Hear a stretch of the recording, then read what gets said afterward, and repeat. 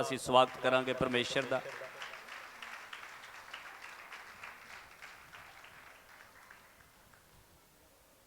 ਕਿੰਨੇ ਜਾਣੇ ਵਿਸ਼ਵਾਸ ਕਰਦੇ ਆ ਕਿ ਅੱਜ ਅਸੀਂ ਬਲੈਸ ਹਾਂ ਯੀਸ਼ੂ ਮਸੀਹ ਦੇ ਨਾਮ ਦੇ ਵਿੱਚ। ਪ੍ਰਭੂ ਕਹਿੰਦਾ ਅਣਡਿੱਠ ਵਸਤਾਂ ਦੇ ਉੱਤੇ ਵਿਸ਼ਵਾਸ ਕਰੋ। ਬਲੈਸਿੰਗ ਨਹੀਂ ਵੀ ਨਜ਼ਰ ਆ ਰਹੀ, ਛੁਟਕਾਰਾ ਨਹੀਂ ਵੀ ਨਜ਼ਰ ਆ ਰਿਹਾ, ਤਾਂ ਵੀ ਵਿਸ਼ਵਾਸ ਕਰੋ ਉਹ ਹੋ ਚੁੱਕਾ ਵਾ ਯੀਸ਼ੂ ਮਸੀਹ ਦੇ ਨਾਮ ਦੇ ਵਿੱਚ। ਹਾਲੇਲੂਇਆ। ਸ਼ੈਤਾਨ ਨਹੀਂ ਚਾਹੁੰਦਾ ਤੁਹਾਡੇ ਚਿਹਰੇ ਤੇ ਖੁਸ਼ਹਾਲੀ ਹੋਵੇ, ਸ਼ੈਤਾਨ ਨਹੀਂ ਚਾਹੁੰਦਾ ਤੁਹਾਡੇ ਜੀਵਨ 'ਚ ਸ਼ਾਂਤੀ ਹੋਵੇ, ਪਰ ਉਹਨੂੰ ਅਹਿਸਾਸ ਕਰਾਓ ਕਿ ਸਾਡਾ ਪਰਮੇਸ਼ਰ ਜ਼ਿੰਦਾ ਵਾ। ਅਸੀਂ ਜਾਣਦੇ ਹਾਂ ਕਿ ਉਹਦੀਆਂ ਸਾਰੀਆਂ ਯੋਜਨਾ ਸਾਡੀ ਭਲਾਈ ਦੀਆਂ ਵਾ। ਅਸੀਂ ਜਾਣਦੇ ਹਾਂ ਕਿ ਜਿੰਨੀਆਂ ਵੀ ਯੋਜਨਾ ਪਰਮੇਸ਼ਰ ਸਾਡੇ ਲਈ ਬਣਾ ਰਿਹਾ ਉਹ ਸਾਡੇ ਭਲੇ ਦੀਆਂ ਵਾ, ਇੱਕ ਵੀ ਸਾਡੇ ਨੁਕਸਾਨ ਦੇ ਵਿੱਚ ਨਹੀਂ ਹੈ। ਅੱਜ ਸਿਰਫ ਘਾਟ ਕਿੱਥੇ ਆ ਸਾਡੇ ਸ਼ਬਦਾਂ ਦੇ ਵਿੱਚ। ਇਹਨਾਂ ਨੂੰ ਬੋਲਣਾ ਸ਼ੁਰੂ ਕਰੋ। ਇੱਕ ਅਸੀਂ ਆਇਤ ਪੜਾਂਗੇ ਬਾਈਬਲ ਚੋਂ, ਕਹੋਤਾਂ ਦੀ ਕਿਤਾਬ ਉਹਦੀ 16 ਦੀ 20 ਆਇਤ ਪੜਾਂਗੇ। ਕਹੋਤਾਂ ਦੀ ਬੁੱਕਸ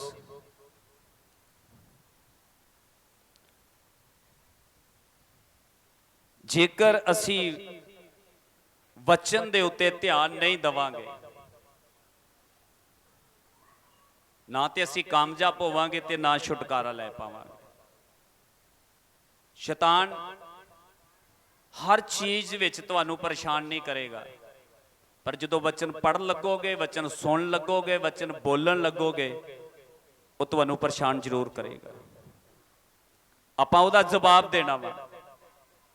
ਤਾਈਓ ਪ੍ਰਭੂ ਨੇ ਕਿਹਾ ਬੋਲੋ ਘੱਟ ਤੇ ਸੁਣੋ ਕੀ ਆ ਜ਼ਿਆਦਾ। ਇੱਕ ਸਮਾਂ ਬੋਲਣ ਦਾ ਸੀ ਜਦੋਂ ਅਸੀਂ ਪ੍ਰਾਰਥਨਾ ਕਰ ਰਹੇ ਸੀ, ਜਿੰਨਾ ਤੁਸੀਂ ਬੋਲ ਸਕਦੇ ਸੀ ਬੋਲੋ।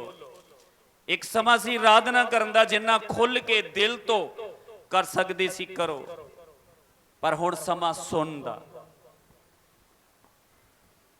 ਤੇ ਇਸੇ ਹੀ ਵਚਨ ਨੂੰ ਜਦੋਂ ਅਸੀਂ ਸੁਣਾਂਗੇ ਇਹਦੇ ਵਿੱਚ ਹੀ ਸਾਡਾ ਛੁਟਕਾਰਾ ਵਾ। ਹਾਂਜੀ ਪੜ੍ਹ ਦਈਏ। ਜਿਹੜਾ ਬਚਨ ਉੱਤੇ ਚਿੱਤ ਲਾਉਂਦਾ ਹੈ ਉਹਦਾ ਭਲਾ ਹੋਵੇਗਾ। ਆਪਾਂ ਕਿੱਥੇ ਮਿਸ ਕਰਦੇ ਆ? ਪ੍ਰਭੂ ਕਹਿੰਦਾ ਜਿਹੜਾ ਵਚਨ ਦੇ ਉੱਤੇ ਚਿੱਤ ਦਾ ਮਤਲਬ ਆਪਣਾ ਮਨ, ਕਾਲੀ ਨਾਲ ਨਹੀਂ। ਹਰ ਚੀਜ਼ ਨੂੰ ਬੜੇ ਠਰਮੇ ਦੇ ਨਾਲ ਪੜ੍ਹਨਾ, ਚਾਹੇ ਤੁਸੀਂ ਘਰ ਬਾਈਬਲ ਪੜ੍ਹਦੇ ਜੇ, ਚਾਹੇ ਇੱਥੇ ਸੁਣਦੇ ਆ। ਇੱਕ ਚੀਜ਼ ਹੁੰਦੀ ਆ ਹਵਾ ਵਾਂਗੂ ਪੜ੍ਹ ਕੇ ਲੰਘ ਜਾਣਾ। ਤੁਸੀਂ ਪੜ੍ਹ ਤੇ ਲਓਗੇ, ਤੁਹਾਨੂੰ ਨੌਲੇਜ ਹੋ ਜਾਏਗੀ, ਪਰ ਤੁਹਾਡੇ ਅੰਦਰ ਕੁਝ ਨਹੀਂ ਆਏਗਾ, ਤੁਹਾਡੇ ਦਿਮਾਗ 'ਚ ਕੁਝ ਨਹੀਂ ਬਵੇਗਾ ਜੇ ਤੁਸੀਂ ਉਹਨੂੰ ਖੜ ਕੇ ਨਹੀਂ ਪੜੋਗੇ। ਤੇ ਪ੍ਰਭੂ ਨੇ ਕਹੌਤਾਂ ਸੁਲੇਮਾਨ ਦੇ ਦੁਆਰਾ ਲਿਖਾਈਆਂ ਗਈਆਂ ਬੁੱਧ ਦੀਆਂ ਕਹੌਤਾਂ ਵਾ, ਤੇ ਇਹ ਬੁੱਧ ਦੀ ਗੱਲ ਪਰਮੇਸ਼ਰ ਸਾਨੂੰ ਕਹਿ ਰਿਹਾ ਵਾ। ਹਾਂਜੀ ਦੁਬਾਰਾ ਪੜ੍ਹ ਦਈਏ। ਜਿਹੜਾ ਬਚਨ ਉੱਤੇ ਚਿੱਤ ਲਾਉਂਦਾ ਹੈ। ਕਿ ਅੱਜ ਆਪਾਂ ਗੌਰ ਕਰਨਾ ਆਪਣੇ ਜੀਵਨ ਤੇ ਕਿ ਅਸੀਂ ਕਦੀ ਵਚਨ ਦੇ ਉੱਤੇ ਚਿੱਤ ਲਾਇਆ। ਅੱਜ ਛੁਟਕਾਰਾ ਚਾਹੁੰਦੇ ਆ, ਆਸ਼ੀਸ਼ ਚਾਹੁੰਦੇ ਆ, ਬਰਕਤ ਚਾਹੁੰਦੇ ਆ, ਪਰ ਪ੍ਰਭੂ ਨੇ ਇੱਕ ਮੈਸੇਜ ਦਿੱਤਾ, ਜਿਹੜਾ ਵਚਨ ਦੇ ਉੱਤੇ ਚਿੱਤ ਦਾ ਮਤਲਬ ਮਨ ਲਾਉਂਦਾ ਉਹਦਾ ਕੀ ਹੋਵੇਗਾ? ਭਲਾ ਹੋਵੇਗਾ। ਸਭ ਜਣੇ ਬੋਲੋ ਆਮੀਨ। ਫਿਰ ਸਾਨੂੰ ਕਿੱਥੇ ਆਪਣਾ ਮਨ ਲਾਉਣਾ ਚਾਹੀਦਾ? ਕਹਿੰਦਾ ਜਿਹੜਾ ਵਚਨ ਦੇ ਉੱਤੇ ਆਪਣਾ ਮਨ ਲਾਵੇਗਾ ਉਹਦਾ ਕੀ ਹੋਵੇਗਾ? ਭਲਾ ਹੋਵੇਗਾ। ਅੱਜ ਜੇ ਅਸੀਂ ਭਲਾ ਚਾਹੁੰਦੇ ਆ, ਸ਼ੈਤਾਨ ਨਹੀਂ ਚਾਹੁੰਦਾ, ਉਹ ਕਹਿੰਦਾ ਬਰਕਤ ਲੈਣੀ ਲੈ ਲਾ, ਕੋਈ ਗੱਲ ਨਹੀਂ, ਚੰਗਿਆਈ ਲੈਣੀ ਲੈ ਲਾ, ਚਮਤਕਾਰ ਲੈਣਾ ਲੈ ਲਾ, ਪਰ ਉਹ ਇਹ ਕਹਿੰਦਾ ਕਿਤੇ ਵਚਨ ਦੇ ਉੱਤੇ ਆਪਣਾ ਮਨ ਨਾ ਲਾਵੀਂ।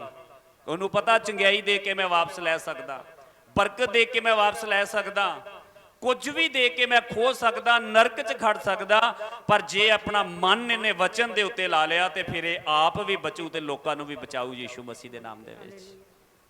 ਤੇ ਕਹਿੰਦਾ ਜਿਹੜਾ ਵਚਨ ਤੇ ਆਪਣਾ ਮਨ ਲਾਊਗਾ ਉਹਦਾ ਕੀ ਹੋਵੇਗਾ? ਭਲਾ ਹੋਵੇਗਾ। ਹਾਂਜੀ ਅਗਲੀ ਹੈ। ਅਤੇ ਜਿਹੜਾ ਯਹੋਵਾ ਉੱਤੇ ਭਰੋਸਾ ਰੱਖਦਾ ਹੈ, ਹਾਂਜੀ, ਉਹ ਧਨ ਹੈ। ਕਹਿੰਦਾ ਜਿਹੜਾ ਯਹੋਵਾ ਤੇ ਭਰੋਸਾ ਰੱਖਦਾ ਉਹ ਧਨ ਹੈ। ਵਚਨ ਦਾ, ਬਾਈਬਲ ਦਾ ਇੱਕ ਇੱਕ ਵਚਨ ਕੀਮਤੀ ਆ ਤੇ ਸਮਰਥੀ ਆ। ਪਹਿਲੋਂ ਪ੍ਰਭੂ ਨੇ ਕਿਹਾ ਕਿ ਜਿਹੜਾ ਮਨ ਲਾਵੇਗਾ ਉਹਦਾ ਭਲਾ ਹੋਵੇਗਾ, ਤੇ ਦੂਜੀ ਗੱਲ ਪ੍ਰਭੂ ਨੇ ਇਹ ਕਹੀ ਹੈ ਕਿ ਜਿਹੜਾ ਯਹੋਵਾ ਦੇ ਉੱਤੇ ਭਰੋਸਾ ਯਾਨੀ ਕਿ ਵਿਸ਼ਵਾਸ ਕਰਦਾ ਉਹਨੂੰ ਪ੍ਰਭੂ ਨੇ ਧਨ ਕਿਹਾ ਵਾ। ਧਨ ਸ਼ਬਦ ਇੱਕ ਛੋਟਾ ਸ਼ਬਦ ਨਹੀਂ, ਉਹਦੀ ਬੜੀ ਵੱਡੀ ਕੀਮਤ ਆ, ਬੜੀ ਵੱਡੀ ਗਹਿਰਾਈ ਆ ਕਿਸੇ ਨੂੰ ਧਨ ਕਹਿਣਾ। ਤੇ ਪ੍ਰਭੂ ਕਹਿੰਦਾ ਜਿਹੜਾ ਵਿਸ਼ਵਾਸ ਰੱਖਦਾ ਉਹ ਧਨ ਆ। ਅੱਜ ਇੱਥੇ ਮੈਂ ਖੜਾ ਕਰਕੇ ਸਾਰਿਆਂ ਨੂੰ ਪੁੱਛਾਂ ਕਿ ਤੁਸੀਂ ਵਿਸ਼ਵਾਸ ਕਰਦੇ ਆ, ਆਪਾਂ ਸਾਰਿਆਂ ਕਹਿਣਾ ਜੀ ਕਰਦੇ ਆ। ਵਿਸ਼ਵਾਸ ਕੋਈ ਭਾਵਨਾ ਨਹੀਂ ਆ। ਅਸੀਂ ਭਾਵਿਕ ਹੋ ਕੇ ਕਹਿ ਸਕਦੇ ਆ ਕਿ ਮੈਂ ਵਿਸ਼ਵਾਸ ਕਰਦਾ ਵਾਂ। ਭਾਵਿਕ ਹੋ ਕੇ ਕੋਈ ਨਵਾਂ ਆਉਂਦਾ, ਆਪਾਂ ਉਹਨਾਂ ਨੂੰ ਪੁੱਛਦੇ ਭੈਣ ਜੀ ਭਾਜੀ ਵਿਸ਼ਵਾਸ ਕਰਦੇ? ਹਾਂਜੀ ਹਾਂਜੀ ਵਿਸ਼ਵਾਸ ਕਰਦੇ ਆ ਤੇ ਮੈਂ ਆਇਆ ਵਾਂ। ਪਰ ਪਵਿੱਤਰ ਬਾਈਬਲ ਕਹਿੰਦੀ ਵਿਸ਼ਵਾਸ ਕੋਈ ਭਾਵਨਾ ਨਹੀਂ ਆ, ਵਿਸ਼ਵਾਸ ਇੱਕ ਫੈਸਲਾ ਵਾ, ਵਿਸ਼ਵਾਸ ਇੱਕ ਨਿਰਣੇ ਆ। ਕੀ ਨਿਰਣੇ ਆ, ਕੀ ਫੈਸਲਾ ਵਾ? ਕਿ ਪ੍ਰਭੂ ਦੇ ਕੋਲ ਆਣ ਕੇ ਵਿਸ਼ਵਾਸ ਕਰਨਾ ਕਿ ਪ੍ਰਭੂ ਮੈਂ ਮੰਨਦਾ ਕਿ ਤੂੰ ਮੁਕਤੀ ਦਾਤਾ ਵਾ, ਮੈਂ ਮੰਨਦਾ ਤੂੰ ਮੇਰੇ ਲਈ ਸਵਰਗ ਛੱਡ ਕੇ ਆਇਆ, ਮੇਰੇ ਲਈ ਸਲੀਬ ਤੇ ਜਾਨ ਦਿੱਤੀ। ਪ੍ਰਭੂ ਮੈਂ ਮੰਨਦਾ ਕਿ ਤੂੰ ਹੀ ਮੁਰਦਿਆਂ ਤੋਂ ਜ਼ਿੰਦਾ ਹੋਇਆ, ਮੈਂ ਮੰਨਦਾ ਕਿ ਤੂੰ ਹੀ ਰਾਹ ਵਾ, ਤੂੰ ਹੀ ਸੱਚਾਈ ਆ ਤੇ ਤੂੰ ਹੀ ਜੀਵਨ ਆ। ਮੈਂ ਮੰਨਦਾ ਪ੍ਰਭੂ ਤੇਰੇ ਤੋਂ ਬਿਨਾ ਮੇਰੀ ਮਾਫੀ ਨਹੀਂ ਆ। ਇਹ ਵਿਸ਼ਵਾਸ ਦਾ ਇੱਕ ਫੈਸਲਾ ਵਾ ਕਿ ਅੱਜ ਅਸੀਂ ਇਹ ਆਪਣੇ ਜੀਵਨ 'ਚ ਕੀਤਾ ਵਾ। ਜਦੋਂ ਅਸੀਂ ਵਿਸ਼ਵਾਸ ਦਾ ਫੈਸਲਾ ਲੈਂਦੇ ਆ, ਬਾਈਬਲ ਦੇ ਵਿੱਚ ਇੱਕ ਬੜੀ ਵਧੀਆ ਕਹਾਣੀ ਆ, ਫਿਰ ਸਾਡੇ ਕੋਲ ਬਰਕਤ ਆਉਂਦੀ ਹੈ। ਅੱਜ ਆਪਾਂ ਕਹਿੰਦੇ ਵਿਸ਼ਵਾਸ ਕਰਦੇ ਪਰ ਆਪਾਂ ਫੈਸਲਾ ਨਹੀਂ ਲੈਂਦੇ। ਇੱਕ ਵਾਰ ਚੇਲੇ ਕਿਸ਼ਤੀ ਦੇ ਵਿੱਚ ਜਾ ਰਹੇ ਆ, ਤੂਫਾਨ ਆ ਗਿਆ ਕਿਸ਼ਤੀ ਦੇ ਵਿੱਚ। ਅੱਜ ਆਪਾਂ ਚਰਚ ਵਿੱਚ ਆਏ, ਮੈਂ ਅਕਸਰ ਹੀ ਹਰ ਇੱਕ ਵਿਸ਼ਵਾਸੀ ਨੂੰ ਇਹ ਬੇਨਤੀ ਕਰਨਾ ਚਾਹੁੰਦਾ ਕਿ ਤੁਸੀਂ ਸੰਸਾਰ ਦੇ ਵਿੱਚ ਜੇ ਹੋ ਸਕਦਾ ਪ੍ਰੋਬਲਮਾਂ ਘੱਟ ਹੋਣ, ਜਦ ਤੁਸੀਂ ਚਰਚ ਵਿੱਚ ਆਓਗੇ, ਜੇਕਰ ਤੁਸੀਂ ਵਿਸ਼ਵਾਸ ਕਰਕੇ ਪੂਰੀ ਤਰ੍ਹਾਂ ਪਰਮੇਸ਼ਰ ਦੇ ਨਾਲ ਚੱਲਣਾ ਨਹੀਂ ਸ਼ੁਰੂ ਕਰੋਗੇ, ਜਾਂ ਇੱਕ ਦਿਨ ਆ ਕੇ ਚਲੇ ਜਾਓਗੇ, ਘਰ ਜਾ ਕੇ ਮੰਨਣ ਨਹੀਂ ਕਰੋਗੇ, ਵਿਸ਼ਵਾਸ ਨਹੀਂ ਕਰੋਗੇ, ਪ੍ਰੋਬਲਮਾਂ ਵਧਣਗੀਆਂ। ਕਿਉਂਕਿ ਇੱਕ ਸਹਿ ਲਾ ਕੇ ਸਾਡੇ ਘਰ ਬੈਠਾ ਸਾਡੇ ਜੀਵਨ ਦੇ ਵਿੱਚ ਉਹਨੂੰ ਅਸੀਂ ਛੇੜ ਦਿੱਤਾ ਵਾ। ਜਿਸ ਤਰ੍ਹਾਂ ਤੁਸੀਂ ਵੇਖਿਆ ਘਰਾਂ 'ਚ ਦਰਖਤਾਂ ਦੇ ਉੱਤੇ ਡੂਮਣੇ ਦੀਆਂ ਮੱਖੀਆਂ ਲੱਗੀਆਂ ਹੁੰਦੀਆਂ, ਕਈਆਂ ਦੇ ਘਰਾਂ 'ਚ ਲੱਗੀਆਂ ਹੁੰਦੀਆਂ। ਸਾਨੂੰ ਰੋਜ਼ ਨਜ਼ਰ ਆਉਂਦੀਆਂ ਕਿ ਇਹ ਮੱਖੀਆਂ ਸਾਡੇ ਘਰ ਡੂਮਣਾ ਲੱਗਾ ਹੋਇਆ ਵਾ, ਪਰ ਉਹ ਸਾਡਾ ਨੁਕਸਾਨ ਨਹੀਂ ਕਰ ਰਿਹਾ। ਜਿਸ ਦਿਨ ਆਪਾਂ ਉਹਨੂੰ ਛੇੜ ਦੇਵਾਂਗੇ, ਉਹ ਦੌੜਨਗੀਆਂ ਤੇ ਉਹ ਸਾਡੇ ਲੜਨਗੀਆਂ ਵੀ ਤੇ ਨੁਕਸਾਨ ਵੀ ਕਰਨਗੀਆਂ, ਕਿਉਂਕਿ ਆਪਾਂ ਉਹਨੂੰ ਛੇੜ ਦਿੱਤਾ। ਇਸੇ ਤਰ੍ਹਾਂ ਜਦੋਂ ਅਸੀਂ ਚਰਚ 'ਚ ਆਉਂਦੇ ਆ, ਪ੍ਰਭੂ ਕੋਲ ਆਉਂਦੇ ਆ, ਉਹਦਾ ਅੰਗੀਕਾਰ ਕਰਦੇ ਆ, ਆਪਣੀਆਂ ਗਲਤੀਆਂ ਦਾ ਅੰਗੀਕਾਰ ਕਰਦੇ ਆ, ਤੇ ਜਿਹੜਾ ਡੋਮਣਾ ਸਾਡੀ ਜ਼ਿੰਦਗੀ 'ਚ ਸ਼ੈਤਾਨ ਵਾਲਾ ਲੱਗਾ ਉਹ ਛਿੜ ਜਾਂਦਾ ਵਾ। ਤੇ ਫਿਰ ਜਦੋਂ ਛਿੜਦਾ ਤੇ ਉਹ ਸਾਨੂੰ ਕੁਝ ਕਰਦਾ ਤੇ ਅਸੀਂ ਕਹਿੰਦੇ ਚਰਚ ਜਾ ਕੇ ਹੋਰ ਤੰਗ ਹੋ ਗਏ। ਪਰ ਸਾਨੂੰ ਸਮਝਣਾ ਪੈਣਾ ਕਿ ਉਹਨੂੰ ਛਿੜਨ ਦਿਓ, ਉਹ ਛਿੜੂਗਾ। ਕਈ ਵਾਰ ਵੇਖਿਆ, ਕਈ ਵਾਰ ਸਾਡੀ ਕਿਸੇ ਹਿੱਸੇ ਦੇ ਵਿੱਚ ਕੋਈ ਫੋੜਾ ਫਿੰਸੀ ਹੋ ਜਾਂਦਾ, ਬਹੁਤ ਦਰਦ ਕਰਦਾ, ਬਹੁਤ ਅਕੜਾ ਚੜਦਾ, ਆਪਾਂ ਡਾਕਟਰ ਕੋਲ ਜਾਂਦੇ ਆ ਤੇ ਡਾਕਟਰ ਉਹਨੂੰ ਛੇੜ ਦਿੰਦਾ ਵਾ, ਉਹਨੂੰ ਕੱਟ ਲਾ ਦਿੰਦਾ ਵਾ ਕਿ ਇਹਦੇ ਵਿੱਚ ਜਿਹੜੀ ਪੱਸ ਪਈ ਉਹ ਨਿਕਲ ਜਾਵੇ। ਪੱਸ ਕੱਢਣ ਤੋਂ ਬਾਅਦ ਦੇ ਵਿੱਚ ਇੱਕਦਮ ਸਾਨੂੰ ਉਸ ਜਗ੍ਹਾ ਦੇ ਉੱਤੇ ਠੰਡ ਪੈ ਜਾਂਦੀ ਜਾਂ ਸਕੂਨ ਆ ਜਾਂਦਾ ਵਾ। ਇਸੇ ਹੀ ਤਰ੍ਹਾਂ ਪਰਮੇਸ਼ਰ ਜਦੋਂ ਅਸੀਂ ਉਹਦੀ ਹਜ਼ੂਰੀ 'ਚ ਆਉਂਦੇ ਆ ਤੇ ਸਾਡੀ ਜ਼ਿੰਦਗੀ 'ਚ ਜਿਹੜੀ ਉਹ ਸਹਿ ਲਾ ਕੇ ਸ਼ੈਤਾਨੀ ਸ਼ਕਤੀਆਂ, ਪਾਪ ਬੈਠਾ ਹੁੰਦਾ, ਉਹ ਛਿੜਦਾ ਵਾ। ਤੇ ਪ੍ਰਭੂ ਕਹਿੰਦਾ ਵਿਸ਼ਵਾਸ ਇੱਕ ਫੈਸਲਾ ਵਾ। ਲਿਖਿਆ ਜਦੋਂ ਚੇਲੇ ਕਿਸ਼ਤੀ 'ਚ ਜਾ ਰਿਹਾ, ਤੂਫਾਨ ਆਇਆ, ਤੂਫਾਨ ਛਿੜਿਆ ਤੇ ਯੀਸ਼ੂ ਮਸੀਹ ਨੇ ਜਦੋਂ ਵੇਖਿਆ ਤੇ ਉਹ ਪਾਣੀ ਦੇ ਉੱਤੇ ਚੱਲਦਾ ਹੋਇਆ ਗਿਆ।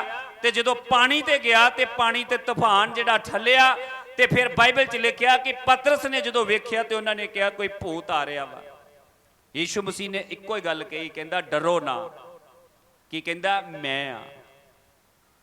ਤੇ ਪਤਰਸ ਨੇ ਗਾੜੀਆਂ ਕਿਹਾ ਕਿ ਪ੍ਰਭੂ ਜੇ ਤੂੰ ਆ।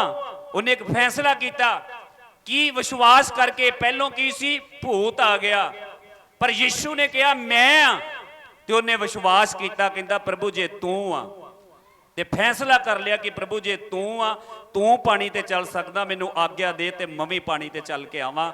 ਪ੍ਰਭੂ ਨੇ ਕਿਹਾ ਆ ਜਾ। ਪਤਰਸ ਪਾਣੀ ਤੇ ਚੱਲਿਆ ਯੀਸ਼ੂ ਮਸੀਹ ਦੇ ਨਾਮ ਦੇ ਵਿੱਚ। ਅੱਜ ਜੇ ਤੁਸੀਂ ਵਿਸ਼ਵਾਸ ਦੇ ਵਿੱਚ ਫੈਸਲਾ ਕਰਦੇ ਜੇ ਕਿ ਪ੍ਰਭੂ ਜਿਨੇ ਮੈਨੂੰ ਚਰਚ 'ਚ ਲਿਆਂਦਾ, ਜਿਨੇ ਮੈਨੂੰ ਬੁਲਾਇਆ, ਜਿਨੇ ਮੇਰੇ ਪਾਪਾਂ ਲਈ ਸਵਰਗ ਛੱਡਿਆ ਇਸ ਧਰਤੀ ਤੇ, ਯੀਸ਼ੂ ਬਣ ਕੇ ਮੁਰਦਿਆਂ ਤੋਂ ਜ਼ਿੰਦਾ ਹੋਇਆ, ਪ੍ਰਭੂ ਜੇ ਮੇਰੇ ਜੀਵਨ ਦੇ ਵਿੱਚ ਤੂੰ ਆ ਤੇ ਮੈਨੂੰ ਆਗਿਆ ਦੇ, ਮੈਂ ਪਾਣੀਆਂ ਦੇ ਉੱਤੇ ਕੀ ਵੱਡੇ ਵੱਡੇ ਪਹਾੜਾਂ ਨੂੰ ਵੀ ਹਿਲਾ ਸਕਦਾ ਮੈਂ ਯੀਸ਼ੂ ਮਸੀਹ ਦੇ ਨਾਮ ਦੇ ਵਿੱਚ। ਇਹ ਆ ਫੈਸਲਾ, ਇਹ ਆ ਇੱਕ ਨਿਰਣੇ। ਅੱਜ ਅਸੀਂ ਕਮਜ਼ੋਰ ਕਿੱਥੇ ਆ? ਅੱਜ ਸਮਝਣ ਦੀ ਲੋੜ ਆ। ਜਿਹੜਾ ਵਚਨ ਤੇ ਮਨ ਲਾਉਂਦਾ ਉਹਦਾ ਭਲਾ ਹੁੰਦਾ। ਤੇ ਲਿਖਿਆ ਜਿਹੜਾ ਯਹੋਵਾ ਤੇ ਭਰੋਸਾ ਰੱਖਦਾ ਉਹ ਧੰਨ ਆ। ਅੱਜ ਸਾਨੂੰ ਸਮਝਣ ਦੀ ਲੋੜ ਆ। ਅੱਜ ਸਾਰੀ ਆਰਾਧਨਾ 'ਚ ਆਪਾਂ ਗੀਤ ਗਾ ਰਹੇ ਸੀ ਪਵਿੱਤਰ ਆਤਮਾ। ਬਾਈਬਲ ਦੇ ਅਕੋਰਡਿੰਗ ਪਵਿੱਤਰ ਆਤਮਾ ਤੋਂ ਬਿਨਾਂ ਇਨਸਾਨ ਦਾ ਜੀਵਨ ਕੁਝ ਵੀ ਨਹੀਂ ਆ। ਜਿੰਨਾ ਮਰਜ਼ੀ ਗਿਆਨ ਤੁਹਾਡੇ ਕੋਲ ਆ, ਜਿੰਨੀ ਮਰਜ਼ੀ ਨੌਲੇਜ ਤੁਹਾਡੇ ਕੋਲ ਆ, ਜੇਕਰ ਅੰਦਰ ਪਵਿੱਤਰ ਆਤਮਾ ਨਹੀਂ ਆ, ਪਵਿੱਤਰ ਆਤਮਾ ਦੀ ਅਗਵਾਈ ਨਹੀਂ ਆ, ਤੁਹਾਡਾ ਸਾਰਾ ਹੀ ਗਿਆਨ ਕਿਸੇ ਕੰਮ ਦਾ ਨਹੀਂ ਆ, ਤੁਹਾਡੀ ਸਾਰੀ ਨੌਲੇਜ ਕਿਸੇ ਕੰਮ ਦੀ ਨਹੀਂ ਆ। ਪਵਿੱਤਰ ਆਤਮਾ ਨੂੰ ਆਪਣੇ ਜੀਵਨ 'ਚ ਲੈਣਾ ਬਹੁਤ ਜ਼ਰੂਰੀ ਹੈ। ਮੈਂ ਪਿਛਲੇ ਦਿਨਾਂ 'ਚ ਪੜ੍ਹ ਰਿਹਾ ਸੀ, ਅੱਜ ਗੜਬੜ ਕਿੱਥੇ ਆ। ਆਪਾਂ ਚਰਚ 'ਚ ਆਉਂਦੇ ਆ, ਪਹਿਲੀ ਗੱਲ ਤੇ ਸ਼ੈਤਾਨ ਸਾਨੂੰ ਦਿਲ ਹੀ ਨਹੀਂ ਖੋਲਣ ਦਿੰਦਾ। ਜਦੋਂ ਆਰਾਧਨਾ 'ਚ ਆਪਾਂ ਦਿਲ ਖੋਲਦੇ ਆ, ਪਵਿੱਤਰ ਆਤਮਾ ਛੂਹਦਾ, ਆਪਾਂ ਉਹਦਾ ਅਨੁਭਵ ਮਹਿਸੂਸ ਕਰਦੇ ਆ, ਆਪਾਂ ਭਰਦੇ ਆ, ਆਪਾਂ ਉਛਲਦੇ ਆ, ਪਵਿੱਤਰ ਆਤਮਾ ਟੱਚ ਕਰਦਾ ਸਾਨੂੰ, ਅਸੀਂ ਅਨੁਭਵ ਕਰਦੇ ਆ ਕਿ ਪਵਿੱਤਰ ਆਤਮਾ ਹੈਗਾ, ਉਹਨੇ ਸਾਨੂੰ ਛੂਹਿਆ ਵਾ। ਪਰ ਇੱਕ ਚੀਜ਼ ਯਾਦ ਰੱਖੋ, ਅਨੁਭਵ ਕਰਨ ਦੇ ਵਿੱਚ ਤੇ ਅਗਵਾਈ ਵਿੱਚ ਚੱਲਣ ਦੇ ਵਿੱਚ ਇੱਕ ਫਰਕ ਆ। ਆਪਾਂ ਗਲਤੀ ਕਿੱਥੇ ਕਰਦੇ ਆ? ਅਨੁਭਵ ਕਰ ਲਿਆ, ਉਛਲੇ, ਖੁਸ਼, ਆਨੰਦ ਹੋਏ, ਕੁਝ ਸਮੇਂ ਦੀ ਸ਼ਾਂਤੀ ਲਈ। ਕੀ ਉਹ ਪਵਿੱਤਰ ਆਤਮਾ ਕੱਲਾ ਐਤਵਾਰ ਵਾਲੇ ਦਿਨ ਹੀ ਆ? ਕੀ ਉਹ ਪਵਿੱਤਰ ਆਤਮਾ ਦਾ ਅਨੁਭਵ ਕੱਲਾ ਐਤਵਾਰ ਵਾਲੇ ਦਿਨ ਹੀ ਆ? ਕੀ ਉਹ ਪਵਿੱਤਰ ਆਤਮਾ ਦਾ ਛੂਹ ਲੈਣਾ ਐਤਵਾਰ ਵਾਲੇ ਦਿਨ ਹੀ ਆ?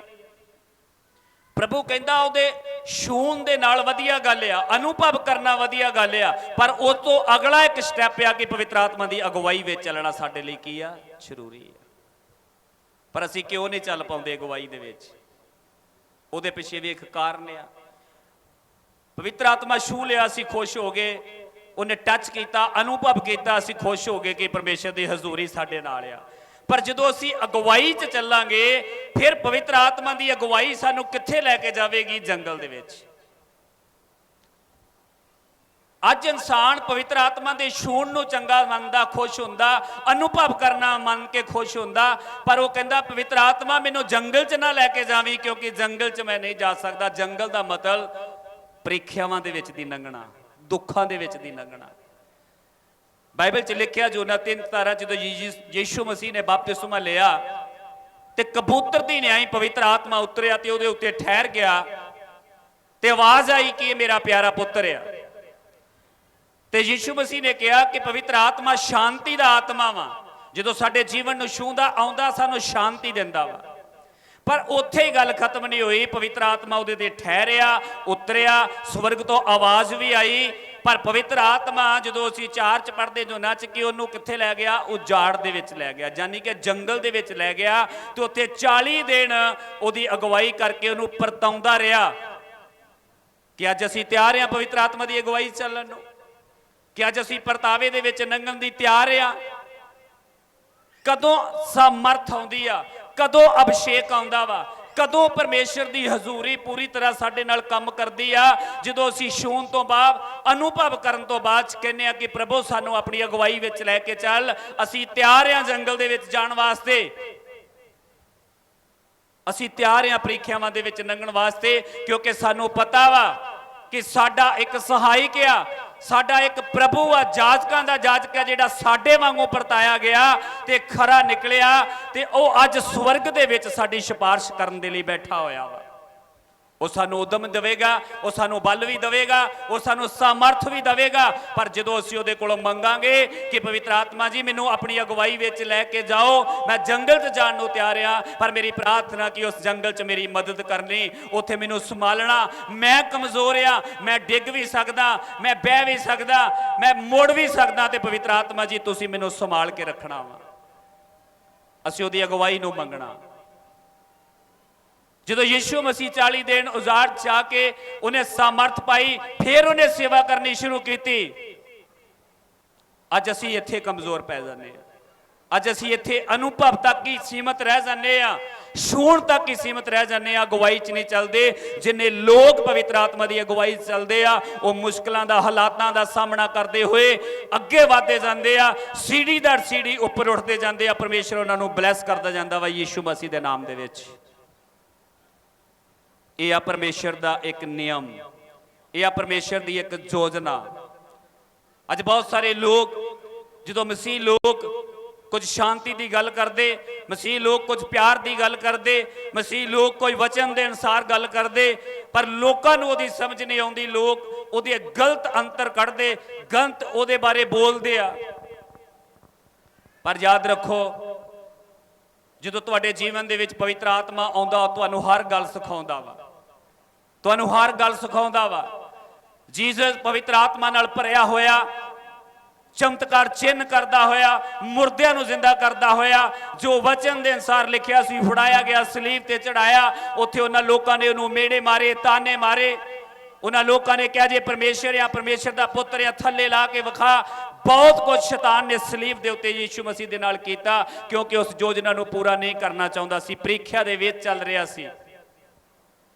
ਉਹ ਸਭ ਕੁਝ ਨੂੰ ਸਹਿਣ ਕੀਤਾ। ਤੇ ਅੱਜ ਲੋਕ ਜਦੋਂ ਬਾਈਬਲ ਨੂੰ ਪੜ੍ਹਦੇ ਆ, ਅੱਜ ਲੋਕ ਬਾਈਬਲ ਨੂੰ ਪੜ੍ਹ ਕੇ ਉਹਦੀਆਂ ਤਾਰਨਾ ਵੀ ਦਿੰਦੇ ਆ ਕਿ ਜਿਹੜੇ ਜੀਸਸ ਨੂੰ ਇਹ ਮੰਨ ਰਹੇ ਆ, ਇਹਨਾਂ ਦਾ ਜੀਸਸ ਤੇ ਡਰ ਗਿਆ, ਇਹਨਾਂ ਦੇ ਜੀਸਸ ਦੇ ਚੇਲੇ ਤੇ ਭੱਜ ਗਏ, ਉਹ ਤੇ ਸਾਰੇ ਛੱਡ ਕੇ ਚਲੇ ਗਏ। ਅੱਜ ਲੋਕ ਪੜ੍ਹ ਕੇ ਆਤਮਾ ਦੁਆਰਾ ਨਹੀਂ, ਆਪਣੀ ਬੁੱਧੀ ਦੇ ਨਾਲ ਪੜ੍ਹ ਕੇ ਸਵਾਲ ਕਰਦੇ ਆ। ਪਰ ਮੇਰੇ ਭੈਣ ਭਾਈਓ, ਅਸੀਂ ਜਿਹੜੇ ਪ੍ਰਭੂ ਨੂੰ ਜਾਣਦੇ ਆ, ਪ੍ਰਭੂ ਦੇ ਬੱਚੇ ਆ, ਇੱਕ ਚੀਜ਼ ਨੂੰ ਹਮੇਸ਼ਾ ਜਾਣਿਓ ਕਿ ਉਹਦੇ ਪਿੱਛੇ ਲੌਜਿਕ ਕੀ ਸੀ। ਯੀਸ਼ੂ ਮਸੀਹ ਨੇ ਚਾਹੇ ਪ੍ਰਾਰਥਨਾ ਕੀਤੀ ਕਿ ਪ੍ਰਭੂ ਇਹ ਪਿਆਲਾ ਟਲ ਜਾਵੇ, ਪਰ ਅੱਜ ਸਾਨੂੰ ਯਾਦ ਹੋਣਾ ਚਾਹੀਦਾ ਕਿ ਉਸ ਪਿਆਲੇ ਦੇ ਵਿੱਚ ਕੀ ਸੀ। ਯੀਸ਼ੂ ਮਸੀਹ ਕਹਿ ਰਿਹਾ ਸੀ ਕਿ ਪ੍ਰਭੂ ਮੈਂ ਕਿੱਲਾਂ ਤੋਂ ਨਹੀਂ ਡਰਦਾ, ਮੈਂ ਕੋੜਿਆਂ ਤੋਂ ਨਹੀਂ ਡਰਦਾ, ਮੈਂ ਬੇਇੱਜ਼ਤੀ ਤੋਂ ਨਹੀਂ ਡਰਦਾ, ਬੇਪਤ ਹੋਣ ਤੋਂ ਨਹੀਂ ਡਰਦਾ, ਪਰ ਪ੍ਰਭੂ ਇਹ ਜਿਹੜਾ ਪਿਆਲਾ, ਇਹਦੇ ਵਿੱਚ ਲੋਕਾਂ ਦੇ ਪਾਪ ਆ, ਮੈਨੂੰ ਪਤਾ ਜਦ ਇਹ ਪਿਆਲਾ ਮੈਂ ਪੀਵਾਂਗਾ ਤੇਰੀ ਸੰਗਤੀ, ਤੇਰੀ ਹਜ਼ੂਰੀ, ਤੇਰੀ ਮੇਰੇ ਤੋਂ ਦੂਰ ਹੋ ਜਾਵੇਗੀ, ਮੈਂ ਇਹਨੂੰ ਸਹਿਣ ਨਹੀਂ ਕਰ ਸਕਦਾ। ਉਹ ਇਸ ਲਈ ਪ੍ਰਾਰਥਨਾ ਕਰ ਰਿਹਾ ਸੀ। ਪਰ ਇਹ ਲੋਕ ਸੰਸਾਰ ਦੀ ਬੁੱਧ ਦੇ ਨਾਲ ਇਹਨਾਂ ਚੀਜ਼ਾਂ ਨੂੰ ਨਹੀਂ ਸਮਝ ਸਕਦੇ। ਪਰ ਮੇਰੇ ਭੈਣ ਭਾਈਓ, ਆਪਾਂ ਨੂੰ ਪਵਿੱਤਰ ਆਤਮਾ ਦਿੱਤਾ ਗਿਆ ਵਾ, ਪਰਮੇਸ਼ਰ ਦਾ ਵਚਨ ਦਿੱਤਾ ਗਿਆ ਕਿ ਆਪਾਂ ਤੇ ਇਹਨੂੰ ਸਮਝ ਸਕਦੇ ਆ। ਇੱਕ ਚੀਜ਼ ਨੂੰ ਹਮੇਸ਼ਾ ਯਾਦ ਰੱਖੋ ਕਿ ਉਹ ਪਰਮੇਸ਼ਰ ਕੌਣ, ਕਿਹੜਾ ਪਰਮੇਸ਼ਰ ਆ। ਜਿਹੜੇ ਪਰਮੇਸ਼ਰ ਵਰਲਡ ਬੋਲਦਾ, ਸ਼ਬਦ ਬੋਲਦਾ, ਧਰਤੀ ਬਣ ਜਾਂਦੀ, ਆਕਾਸ਼ ਬਣ ਜਾਂਦਾ, ਸਮੁੰਦਰਾਂ ਦੇ ਪਾਣੀ ਅਲੱਗ ਹੋ ਜਾਂਦੇ, ਚਾਨਣ ਹਨੇਰੇ ਨੂੰ ਅਲੱਗ ਹੋ ਜਾਂਦਾ। ਕਿ ਉਹ ਪਰਮੇਸ਼ਰ ਇਹਨਾਂ ਕਮਜ਼ੋਰ ਸੀ? ਜੀ ਉਸ ਪਰਮੇਸ਼ਰ ਦੇ ਬੱਚੇ ਸਦਰਕ ਮੇਸ਼ਕਾ ਅਬਦਨਗੋ ਵਰਗੇ ਜਿਹੜੇ ਪਰਮੇਸ਼ਰ ਦੀ ਅਣਖ ਰੱਖਦੇ ਸੀ, ਜਿਨ੍ਹਾਂ ਨੇ ਇਹ ਕਿਹਾ ਕਿ ਅਸੀਂ ਰਾਜਾ ਤੇਰੇ ਫਰਮਾਨ ਨੂੰ ਨਹੀਂ ਮੰਨ ਕੇ ਮੂਰਤੀ ਨੂੰ ਮੱਥਾ ਨਹੀਂ ਟੇਕਣਾ। ਜੇਕਰ ਸਾਡਾ ਪਰਮੇਸ਼ਰ ਸਾਨੂੰ ਬਚਾਉਣ ਦੀ ਕੁਦਰਤ ਰੱਖਦਾ, ਨਾ ਵੀ ਬਚਾਵੇਗਾ, ਪਰ ਤੇਰੀ ਮੂਰਤੀ ਗਾੜੀ ਨਹੀਂ ਚੁੱਕਣਾ। ਮੇਰੇ ਭੈਣ ਭਾਈਓ, ਜਿਹੜਾ ਉਹਨਾਂ ਦਾ ਪਰਮੇਸ਼ਰ ਉਹਨਾਂ ਨੂੰ ਬਲ ਦੀਆਂ ਪੱਠੀਆਂ ਦੇ ਵਿੱਚੋਂ ਜਾ ਕੇ ਬਚਾ ਸਕਦਾ, ਕਿ ਉਹ ਪਰਮੇਸ਼ਰ ਡਰ ਸਕਦਾ? ਕਿ ਉਹ ਮੌਤ ਤੋਂ ਡਰ ਸਕਦਾ, ਕਿੱਲਾਂ ਤੋਂ ਡਰ ਸਕਦਾ, ਕੋੜਿਆਂ ਤੋਂ ਡਰ ਸਕਦਾ? ਉਹ ਪਰਮੇਸ਼ਰ ਸਮਰਥੀ ਪਰਮੇਸ਼ਰ ਆ। ਅੱਜ ਸਮਝਣ ਦੀ ਜ਼ਰੂਰਤ ਆ ਕਿ ਪਵਿੱਤਰ ਆਤਮਾ ਵਚਨ ਨੂੰ ਸਾਡੇ ਦੁਆਰਾ ਉੱਤੇ ਕੀ ਪ੍ਰਗਟ ਕਰ ਰਿਹਾ ਵਾ। ਸੰਸਾਰ ਦੀ ਬੁੱਧ ਨਾਲ ਅਸੀਂ ਇਹਨਾਂ ਨੂੰ ਨਹੀਂ ਜਾਣ ਸਕਦੇ। ਲੋਕ ਕੀ ਕਹਿੰਦੇ ਆ, ਲੋਕਾਂ ਦੀ ਬੁੱਧ, ਲੋਕਾਂ ਦੀ ਸਮਝ ਕੀ ਕਹਿੰਦੀ ਆ, ਆਪਾਂ ਨੂੰ ਕੋਈ ਉਹਦੇ ਨਾਲ ਫਰਕ ਨਹੀਂ ਪੈਣਾ ਚਾਹੀਦਾ। ਪਵਿੱਤਰ ਆਤਮਾ ਸਮਰਥੀ ਆਤਮਾ ਵਾ। ਪਰ ਅੱਜ ਮੈਂ ਇੱਕ ਚੀਜ਼ ਤੁਹਾਨੂੰ ਇਹ ਜ਼ਰੂਰ ਕਹਿਣਾ ਚਾਹਾਂਗਾ, ਚਮਤਕਾਰ ਲੈਣਾ ਕੋਈ ਗਲਤ ਗੱਲ ਨਹੀਂ ਆ, ਚਮਤਕਾਰ ਹੋਣਾ ਚਾਹੀਦਾ ਵਾ, ਪ੍ਰਭੂ ਕਰਦਾ ਵੀ ਆ। ਪਰ ਇੱਕ ਚੀਜ਼ ਯਾਦ ਰੱਖੋ, ਚਮਤਕਾਰ ਤੁਹਾਨੂੰ ਕਦੀ ਵੀ ਸਵਰਗ ਵਿੱਚ ਨਹੀਂ ਲੈ ਕੇ ਜਾਵੇਗਾ। ਚਮਤਕਾਰ ਤੁਹਾਨੂੰ ਕਦੀ ਵੀ ਪਰਮੇਸ਼ਰ ਦੇ ਨਾਲ ਮਿਲਾਪ ਨਹੀਂ ਕਰਵਾਉਣ ਦੇਵੇਗਾ। ਚਮਤਕਾਰ ਮੁੱਕ ਸਕਦਾ, ਖਤਮ ਹੋ ਸਕਦਾ। ਅੱਜ ਯਾਦ ਕਰੋ ਕਿ ਪਵਿੱਤਰ ਬਾਈਬਲ ਦੇ ਵਿੱਚ ਸਾਡਾ ਪਰਮੇਸ਼ਰ ਸਮਰਥੀ ਪਰਮੇਸ਼ਰ ਆ, ਜਿਹਨੇ ਇਜ਼ਰਾਈਲੀਆਂ ਨੂੰ ਮਿਸਰ ਚੋਂ ਕੱਢਿਆ, ਚਮਤਕਾਰ ਕੀਤਾ। ਇੱਕ ਰਾਜੇ ਦੇ ਕੋਲੋਂ ਗੁਲਾਮੀ ਚੋਂ ਉਹਨਾਂ ਨੂੰ ਬਾਹਰ ਕੱਢ ਕੇ ਲੈ ਕੇ ਆਉਣਾ। ਪਰਮੇਸ਼ਰ ਨੇ ਉਹਨਾਂ ਦੀ ਜ਼ਿੰਦਗੀ ਚਮਤਕਾਰ ਕੀਤਾ, ਸਮੁੰਦਰ ਨੂੰ ਦੋ ਫਾੜ ਕੀਤਾ। ਕਿ ਕਿਸ ਇਹ ਤੋਂ ਵੱਡਾ ਕੋਈ ਚਮਤਕਾਰ ਹੋ ਸਕਦਾ? ਸਮੁੰਦਰ ਦੋ ਹਿੱਸਿਆਂ 'ਚ ਕਰ ਦਿੱਤਾ, ਸਵਰਗ ਤੋਂ ਮੰਨਾ ਆਇਆ, ਚਟਾਨ ਚੋਂ, ਪੱਥਰ ਚੋਂ ਪਾਣੀ ਕੱਢਿਆ। ਜਿਹੜੀ ਚੀਜ਼ ਦੀ ਉਹਨਾਂ ਨੂੰ ਵਸਤੂ ਸੀ ਮਿਲੀ, ਨਾ ਉਹਨਾਂ ਦੇ ਕੱਪੜੇ ਫਟੇ, ਨਾ ਉਹਨਾਂ ਦੀ ਜੁੱਤੀ ਟੁੱਟੀ, ਪਰ ਉਹ ਚਮਤਕਾਰਾਂ ਦੇ ਪਿੱਛੇ ਲੱਗੇ ਰਹੇ। ਤੇ ਬਾਈਬਲ 'ਚ ਲਿਖਿਆ ਉਹਨਾਂ ਚੋਂ ਕੋਈ ਵੀ ਕਨਾਨ ਦੇ ਵਿੱਚ ਐਂਟਰ ਨਹੀਂ ਹੋ ਸਕਿਆ। ਅੱਜ ਯਾਦ ਰੱਖੋ, ਜੇ ਆਪਾਂ ਇਕੱਲੇ ਚਮਤਕਾਰਾਂ ਦੇ ਪਿੱਛੇ ਦੌੜ ਰਹੇ ਆ, ਇੱਕ ਦਿਨ ਸਵਰਗ ਦੇ ਰਾਮ ਦੇ ਵਿੱਚ ਨਹੀਂ ਜਾਵਾਂਗੇ। ਪਰਮੇਸ਼ਰ ਨੇ ਸਾਨੂੰ ਇਸ ਲਈ ਨਹੀਂ ਚੁਣਿਆ ਕਿ ਚਮਤਕਾਰ ਹੀ ਸਿਰਫ ਚਾਹੀਦੇ ਆ। ਪਰਮੇਸ਼ਰ ਨੇ ਇਸ ਲਈ ਚੁਣਿਆ ਕਿ ਚਮਤਕਾਰ ਤੇ ਮੈਂ ਤੁਹਾਨੂੰ ਦਵਾਂਗਾ, ਪਰ ਉਸ ਤੋਂ ਅੱਗੇ ਤੁਸੀਂ ਮੇਰੇ ਨਾਲ ਮੇਰੀ ਅਗਵਾਈ ਚੱਲੋ, ਪਵਿੱਤਰ ਆਤਮਾ ਦੀ ਅਗਵਾਈ ਚੱਲੋ। ਪਵਿੱਤਰ ਆਤਮਾ ਦੀ ਅਗਵਾਈ ਵਿੱਚ ਚੱਲਦੇ ਹੋਏ ਤੁਸੀਂ ਮੇਰੇ ਨਾਲ ਇੱਕ ਚੰਗਾ ਰਿਸ਼ਤਾ ਬਣਾਓ। ਜਦੋਂ ਚੰਗਾ ਰਿਸ਼ਤਾ ਬਣਾਓਗੇ, ਮੈਂ ਤੁਹਾਨੂੰ ਅਨੰਤ ਜੀਵਨ ਦੇ ਵਿੱਚ ਲੈ ਕੇ ਜਾਵਾਂਗਾ। ਪਰਮੇਸ਼ਰ ਦੀ ਇਹ ਯੋਜਨਾ ਵਾ, ਪਵਿੱਤਰ ਆਤਮਾ ਦੀ ਇਹ ਯੋਜਨਾ ਵਾ। ਇੱਕ ਸਮਾਂ ਸੀ ਪਿਤਾ ਦਾ, ਇੱਕ ਸਮਾਂ ਸੀ ਪੁੱਤਰ ਦਾ, ਅੱਜ ਸਮਾਂ ਪਵਿੱਤਰ ਆਤਮਾ ਦਾ। ਪਵਿੱਤਰ ਆਤਮਾ ਅੱਜ ਸਾਡੇ ਵਿੱਚ ਆ। ਯੀਸ਼ੂ ਮਸੀਹ ਨੇ ਕਿਹਾ, ਮੈਂ ਇੱਕੋ ਸਮੇਂ ਤੁਹਾਡੇ ਸਾਰਿਆਂ ਦੇ ਅੰਦਰ ਨਹੀਂ ਆ ਸਕਦਾ, ਇੱਕੋ ਸਮੇਂ ਮੈਂ ਹਰ ਜਗ੍ਹਾ ਦੇ ਉੱਤੇ ਨਹੀਂ ਜਾ ਸਕਦਾ, ਪਰ ਮੈਂ ਜਾਵਾਂਗਾ ਤੇ ਇੱਕ ਸਹਾਇਕ ਪਵਿੱਤਰ ਆਤਮਾ ਤੁਹਾਨੂੰ ਭੇਜਾਂਗਾ। ਉਹ ਤੁਹਾਡੇ ਸਾਰਿਆਂ ਦੇ ਅੰਦਰ ਰਹੇਗਾ, ਹਿਰਦੇ 'ਚ ਰਹੇਗਾ, ਤੁਹਾਡੀ ਅਗਵਾਈ ਕਰੇਗਾ, ਤੁਹਾਡੇ ਨਾਲ ਰਹੇਗਾ ਯੀਸ਼ੂ ਮਸੀਹ ਦੇ ਨਾਮ ਦੇ ਵਿੱਚ। ਉਹ ਪਵਿੱਤਰ ਆਤਮਾ ਸਹਾਇਕ ਆ ਸਾਡਾ, ਜਿਹੜਾ ਯੀਸ਼ੂ ਮਸੀਹ ਨੇ ਵਾਅਦਾ ਕੀਤਾ ਵਾ। ਇੱਕ ਅਸੀਂ ਆਇਤ ਪੜਾਂਗੇ, ਯੂਹੰਨਾ 4 ਦੀ 23-24 ਪੜ੍ਹ ਦਾਂਗੇ ਅਸੀਂ। ਅੱਜ ਸਾਨੂੰ ਜ਼ਰੂਰਤ ਆ ਕਿ ਅਸੀਂ ਪਰਮੇਸ਼ਰ ਦੀ ਉਸ ਯੋਜਨਾ ਨੂੰ ਸਮਝ ਸਕੀਏ। ਅੱਜ ਸਾਨੂੰ ਜ਼ਰੂਰਤ ਆ ਕਿ ਪਵਿੱਤਰ ਆਤਮਾ ਦੇ ਯੁੱਗ ਦੇ ਵਿੱਚ ਅਸੀਂ ਚੱਲ ਰਹੇ ਹਾਂ। ਪਵਿੱਤਰ ਆਤਮਾ ਯੀਸ਼ੂ ਮਸੀਹ ਨੇ ਸਾਡੇ ਅੰਦਰ ਪਾਇਆ ਵਾ। ਲਿਖਿਆ ਜਦੋਂ ਤੁਸੀਂ ਵਿਸ਼ਵਾਸ ਕਰਦੇ ਜੇ ਤੇ ਪਵਿੱਤਰ ਆਤਮਾ ਦੀ ਮੋਹਰ ਤੁਹਾਡੇ ਤੇ ਲੱਗ ਜਾਂਦੀ ਆ, ਤੁਸੀਂ ਅਲੱਗ ਕੀਤੇ ਜਾਂਦੇ, ਚੁਣੇ ਜਾਂਦੇ ਜੇ। ਹਾਂਜੀ ਪੜ੍ਹ ਦਈਏ। ਪਰ ਉਹ ਸਮਾਂ ਆਉਂਦਾ ਹੈ, ਹਾਂਜੀ ਸਗੋਂ ਹੁਣੇ ਹੈ, ਹਾਂਜੀ ਜੋ ਸੱਚੇ ਭਗਤ ਆਤਮਾ ਔਰ ਸੱਚਾਈ ਨਾਲ ਪਿਤਾ ਦੀ ਭਗਤੀ ਕਰਨਗੇ, ਹਾਂਜੀ ਕਿਉਂਕਿ ਪਿਤਾ ਉਹਨਾਂ ਜਿਹੇ ਭਗਤਾਂ ਨੂੰ ਚਾਹੁੰਦਾ ਹੈ ਕਿ ਪਰਮੇਸ਼ਰ ਆਤਮਾ ਹੈ ਅਤੇ ਉਹਦੀ ਭਗਤੀ ਕਰਦੇ ਹਨ। ਹਾਲੇਲੂਇਆ। ਕਹਿੰਦਾ ਪਰਮੇਸ਼ਰ ਦੀ ਯੋਜਨਾ ਵਾ। ਪ੍ਰਭੂ ਇਹ ਕਹਿੰਦਾ ਕਿ ਬੇਟੀ ਉਹ ਸਮਾਂ ਆਉਂਦਾ, ਬੇਟੇ ਉਹ ਸਮਾਂ ਆਉਂਦਾ ਜਦੋਂ ਸੱਚੇ ਭਗਤ, ਪਹਿਲਾ ਵਰਡ ਉਹਨੇ ਕਿਹਾ ਸੱਚੇ ਭਗਤ। ਪਹਿਲਾਂ ਸਾਨੂੰ ਸਭ ਤੋਂ ਕੀ ਬਣਨਾ? ਸੱਚੇ ਭਗਤ। ਸੱਚੇ ਭਗਤ ਆਤਮਾ ਤੇ ਸਚਾਈ ਦੇ ਨਾਲ ਪਰਮੇਸ਼ਰ ਦੀ ਮਹਿਮਾ ਕਰਨਗੇ। ਇਹੋ ਜਿਹੇ ਭਗਤੀ ਕਰਨ ਵਾਲੇ ਭਗਤ ਪਰਮੇਸ਼ਰ ਨੂੰ ਭਾਉਂਦੇ ਆ, ਜਿਹੜੇ ਆਤਮਾ ਤੇ ਸਚਾਈ ਦੇ ਨਾਲ ਪਰਮੇਸ਼ਰ ਦੀ ਮਹਿਮਾ ਕਰਦੇ ਆ। ਪਰਮੇਸ਼ਰ ਆਤਮਾ ਵਾ ਤੇ ਉਹ ਸਚਾਈ ਆ। ਪ੍ਰਭੂ ਨੇ ਕਿਹਾ ਸਰੀਰ ਦੇ ਨਾਲ ਨਹੀਂ, ਸੰਸਾਰ ਦੀ ਰੀਤੀ ਦੇ ਨਾਲ ਨਹੀਂ, ਸੰਸਾਰ ਦੇ ਗਿਆਨ ਦੇ ਨਾਲ ਨਹੀਂ। ਪ੍ਰਭੂ ਕਹਿੰਦਾ ਬੇਟਾ ਬੇਟੀ ਉਹ ਸਮਾਂ ਆ ਚੁੱਕਾ ਵਾ ਕਿ ਮੇਰੇ ਸੱਚੇ ਭਗਤ ਕਿਹਦੇ ਨਾਲ ਮੇਰੀ ਆਰਾਧਨਾ ਕਰਨਗੇ? ਸਚਾਈ ਤੇ ਆਤਮਾ ਦੇ ਨਾਲ। ਆਤਮਾ ਪਰਮੇਸ਼ਰ ਦਾ ਪਵਿੱਤਰ ਆਤਮਾ, ਸਚਾਈ ਪਰਮੇਸ਼ਰ ਦਾ ਵਚਨ ਆ। ਅੱਜ ਜੇ ਸਾਡੇ ਕੋਲ ਪਵਿੱਤਰ ਆਤਮਾ ਦੀ ਅਗਵਾਈ ਨਹੀਂ, ਪਰਮੇਸ਼ਰ ਦਾ ਵਚਨ ਨਹੀਂ, ਅਸੀਂ ਸੱਚੀ ਭਗਤੀ ਨਹੀਂ ਕਰ ਸਕਦੇ। ਅਸੀਂ ਸੰਸਾਰ ਦੀ ਭਗਤੀ ਕਰ ਰਹੇ ਹਾਂ, ਪਰਮੇਸ਼ਰ ਦੇ ਨਾਲ ਨਹੀਂ ਆ। ਇੱਕ ਹੋਰ ਅਸੀਂ ਆਇਤ ਪੜਾਂਗੇ ਯੂਹੰਨਾ 14 ਦੀ 6 ਚ ਅਸੀਂ ਵੇਖਾਂਗੇ। ਅੱਜ ਪਰਮੇਸ਼ਰ ਤੁਹਾਨੂੰ ਇੱਕ ਵਰਡ ਦੇ ਰਿਹਾ ਵਾ, ਆਤਮਾ ਤੇ ਸਚਾਈ। ਮਸੀਹ ਜੀਵਨ ਦੀ ਇੱਕ ਸੀੜੀ ਆ, ਮਸੀਹ ਜੀਵਨ ਦੀ ਇੱਕ ਨੀਂਹ ਆ, ਮਸੀਹ ਜੀਵਨ ਦਾ ਇੱਕ ਬੇਸ ਆ, ਮਸੀਹ ਜੀਵਨ ਦੀ ਇੱਕ ਬਰਕਤ ਆ। ਜਿਹੜੇ ਲੋਕ ਸੱਚੇ ਮਨ ਨਾਲ ਆਤਮਾ ਤੇ ਸਚਾਈ ਦੇ ਨਾਲ ਪਰਮੇਸ਼ਰ ਦੀ ਮਹਿਮਾ ਕਰਦੇ ਆ, ਉਹ ਲੋਕ ਪਰਮੇਸ਼ਰ ਨੂੰ ਭਾਉਂਦੇ ਆ। ਕੋਈ ਵੀ ਵਸਤੂ ਉਹਨਾਂ ਤੋਂ ਵਾਂਝੀ ਨਹੀਂ ਰਹਿੰਦੀ, ਹਰ ਬਰਕਤ ਉਹਨਾਂ ਨੂੰ ਪਿੱਛੇ ਪੈ ਕੇ ਮਿਲਦੀ ਆ, ਕਿਉਂਕਿ ਉਹਨਾਂ ਦੇ ਕੋਲ ਵਚਨ ਵੀ ਆ, ਉਹਨਾਂ ਕੋਲ ਪਵਿੱਤਰ ਆਤਮਾ ਵੀ ਆ। ਤੇ ਬਾਈਬਲ 'ਚ ਲਿਖਿਆ ਜਦੋਂ ਪਰਮੇਸ਼ਰ ਦਾ ਆਤਮਾ ਪਾਣੀਆਂ ਤੇ ਮੰਡਰਾਉਂਦਾ ਸੀ, ਕੁਝ ਵੀ ਨਹੀਂ ਹੋ ਰਿਹਾ। ਜਦੋਂ ਉਸ ਜਗ੍ਹਾ ਦੇ ਉੱਤੇ ਵਚਨ ਬੋਲਿਆ ਗਿਆ, ਆਤਮਾ ਦੇ ਨਾਲ ਬੋਲਿਆ ਗਿਆ, ਸ੍ਰਿਸ਼ਟੀ ਬਣੀ, ਰਚਨਾ ਹੋਈ, ਸਾਰਾ ਕੁਝ ਪਰਮੇਸ਼ਰ ਨੇ ਬਣਾ ਦਿੱਤਾ। ਕਾਹਦੇ ਨਾਲ? ਆਤਮਾ ਤੇ ਸਚਾਈ ਦੇ ਨਾਲ, ਵਚਨ ਦੇ ਨਾਲ। ਅੱਜ ਜੇ ਤੁਸੀਂ ਵਚਨ ਤੇ ਆਤਮਾ ਦੇ ਨਾਲ ਉਹਦੀ ਮਹਿਮਾ ਕਰਦੇ ਜੇ, ਪਰਮੇਸ਼ਰ ਤੁਹਾਨੂੰ ਹਰ ਵਸਤੂ ਦੇ ਨਾਲ ਬਲੈਸ ਕਰੇਗਾ। ਹਾਂਜੀ ਪੜ੍ਹ ਦਈਏ। ਯੀਸ਼ੂ ਨੇ ਉਹਨਾਂ ਨੂੰ ਆਖਿਆ, ਹਾਂਜੀ ਰਾਹ ਅਤੇ ਸਚਾਈ ਅਤੇ ਜੀਵਨ ਮੈਂ ਹਾਂ। ਹਾਂਜੀ ਕੋਈ ਮੇਰੇ ਤੋਂ ਵਸੀਲੇ ਬਿਨਾ ਪਿਤਾ ਦੇ ਕੋਲ ਨਹੀਂ 14 ਆਉਂਦਾ। ਯੂਹੰਨਾ 14 ਹਾਂਜੀ ਉਹਦੀ 6 ਹਾਂਜੀ ਹਾਂਜੀ ਅਤੇ ਜੀਵਨ ਮੈਂ ਹਾਂ। ਕੋਈ ਮੇਰੇ ਵਸੀਲੇ ਬਿਨਾ ਪਿਤਾ ਦੇ ਕੋਲ ਨਹੀਂ ਆਉਂਦਾ। ਜੇ ਤੁਸੀਂ ਮੈਨੂੰ ਜਾਣਦੇ ਤਾਂ ਮੇਰੇ ਪਿਤਾ ਨੂੰ ਵੀ ਜਾਣਦੇ। ਇਦੋਂ ਅੱਗੇ ਤੁਸੀਂ ਉਸ ਨੂੰ ਜਾਣਦੇ ਅਤੇ ਉਸ ਨੂੰ ਵੇਖ ਲਿਆ। 16 ਪੜ੍ਹ ਦਈਏ। 14 ਦੀ 16। ਅਤੇ ਮੈਂ ਆਪਣੇ ਪਿਤਾ ਤੋਂ ਮੰਗਾਂਗਾ ਅਤੇ ਉਹ ਤੁਹਾਨੂੰ ਦੂਜਾ ਸਹਾਇਕ ਬਖਸ਼ੇਗਾ ਹਾਂਜੀ ਕਿ ਉਹ ਸਦਾ ਤੁਹਾਡੇ ਸੰਗ ਰਹੇ। ਹਾਂਜੀ ਅਰਦਾਤ ਸੱਚਾਈ ਦਾ ਆਤਮਾ, ਜਿਸ ਨੂੰ ਜਗਤ ਨਹੀਂ ਪਾ ਸਕਦਾ, ਕਿਉਂ ਜੋ ਉਹ ਉਸ ਨੂੰ ਵੇਖਦਾ ਨਹੀਂ। ਇੱਥੇ ਪਰਮੇਸ਼ਰ ਕਹਿ ਰਿਹਾ ਮੈਂ ਆਪਣੇ ਪਿਤਾ ਕੋਲ ਮੰਗਾਂਗਾ, ਉਹ ਇੱਕ ਦੂਜਾ ਸਹਾਇਕ ਤੁਹਾਨੂੰ ਦੇਵੇਗਾ। ਫੇਰ ਗੱਲ ਕਿਹਦੀ ਆਈ? ਅਰਥਾਤ ਸਚਾਈ ਦਾ ਆਤਮਾ। ਸਚਾਈ ਦਾ ਆਤਮਾ ਸਾਡੇ ਅੰਦਰ ਆਵੇਗਾ, ਉਹ ਸਚਾਈ ਦੇ ਨਾਲ ਸਾਡੀ ਅਗਵਾਈ ਕਰੇਗਾ। ਤੇ ਪ੍ਰਭੂ ਕਹਿੰਦਾ ਸੰਸਾਰ ਉਹਨੂੰ ਨਹੀਂ ਪਾ ਸਕਦਾ, ਪਰ ਤੁਸੀਂ ਉਹਨੂੰ ਪਾ ਸਕਦੇ ਆ। ਤੇ ਤੁਸੀਂ ਉਹਨੂੰ ਕੀ ਕੀਤਾ ਵਾ? ਪਾਇਆ। ਯੀਸ਼ੂ ਮਸੀਹ ਨੇ ਜਿਹੜਾ ਵਾਅਦਾ ਕੀਤਾ ਸੀ ਕਿ ਮੈਂ ਤੁਹਾਨੂੰ ਅਨਾਥ ਨਹੀਂ ਛੱਡਾਂਗਾ। ਇੱਕ ਸਮਾਂ ਸੀ ਮੈਂ ਇੱਕ ਜਗ੍ਹਾ ਦੇ ਉੱਤੇ ਆ, ਪਰ ਇੱਕ ਸਮਾਂ ਆਵੇਗਾ ਮੈਂ ਹਰ ਜਗ੍ਹਾ ਦੇ ਉੱਤੇ ਮੌਜੂਦ ਹੋਵਾਂਗਾ। ਅੱਜ ਉਹ ਪਵਿੱਤਰ ਆਤਮਾ ਤੁਹਾਡੇ ਸਭ ਦੇ ਅੰਦਰ ਆ।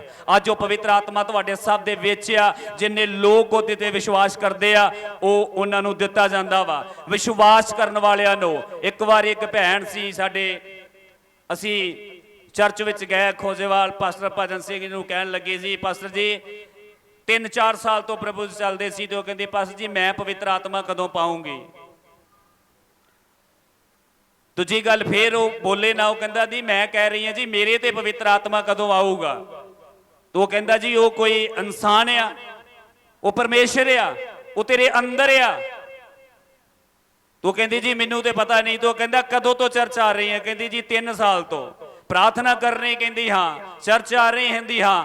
ਤੇ ਕਹਿੰਦਾ ਜੇ ਤੇਰੇ ਅੰਦਰ ਪਵਿੱਤਰ ਆਤਮਾ ਨਹੀਂ ਹੈ ਤੂੰ ਚਰਚ ਨਹੀਂ ਆ ਸਕਦੀ। ਜੇ ਤੇਰੇ ਅੰਦਰ ਪਵਿੱਤਰ ਆਤਮਾ ਨਹੀਂ ਤੂੰ ਪ੍ਰਾਰਥਨਾ ਨਹੀਂ ਕਰ ਸਕਦੀ। ਪਵਿੱਤਰ ਆਤਮਾ ਹੈ ਜਿਹੜਾ ਪ੍ਰਾਰਥਨਾ ਕਰਨ ਲਈ ਪ੍ਰੇਰਨਾ ਦਿੰਦਾ। ਪਵਿੱਤਰ ਆਤਮਾ ਹੈ ਜਿਹੜਾ ਤੁਹਾਨੂੰ ਉਤਸ਼ਾਹ ਕਰਦਾ ਕਿ ਉੱਠ ਤੇ ਚਰਚ ਵਿੱਚ ਚੱਲ, ਅੱਜ ਪ੍ਰਭੂ ਦਾ ਦਿਨ ਹੈ ਤੇ ਉਹਦੀ ਜਾ ਕੇ ਕੀ ਕਰ? ਮਹਿਮਾ ਕਰ। ਭੈਣ, ਪਵਿੱਤਰ ਆਤਮਾ ਤੇਰੇ ਅੰਦਰ ਆ, ਉਹ ਤੈਨੂੰ ਦਿੱਤਾ ਗਿਆ ਵਾ, ਪਰ ਤੂੰ ਉਹਦੀ ਪਹਿਚਾਣ ਨਹੀਂ ਕਰ ਰਹੀ। ਹੁਣ ਉੱਠ ਤੇ ਤੈਨੂੰ ਜ਼ਰੂਰਤ ਆ ਉਹਦੀ ਅਗਵਾਈ ਵਿੱਚ ਚੱਲਣਾ ਸ਼ੁਰੂ ਕਰ। ਪਰਮੇਸ਼ਰ ਕੋਲੋਂ ਮੰਗ ਕਿ ਪ੍ਰਭੂ ਮੈਨੂੰ ਭਾਰ ਤੇ ਮੈਨੂੰ ਆਪਣੀ ਅਗਵਾਈ ਵਿੱਚ ਚਲਾ। ਜਦੋਂ ਤੈਨੂੰ ਆਪਣੀ ਅਗਵਾਈ ਵਿੱਚ ਲੈ ਕੇ ਜਾਵੇਗਾ ਫਿਰ ਤੈਨੂੰ ਆਪੇ ਸਮਝ ਆਵੇਗੀ ਕਿ ਪਵਿੱਤਰ ਆਤਮਾ ਤੇਰੇ ਨਾਲ ਕੰਮ ਕਰ ਰਿਹਾ ਵਾ। ਹਾਲੇਲੂਇਆ।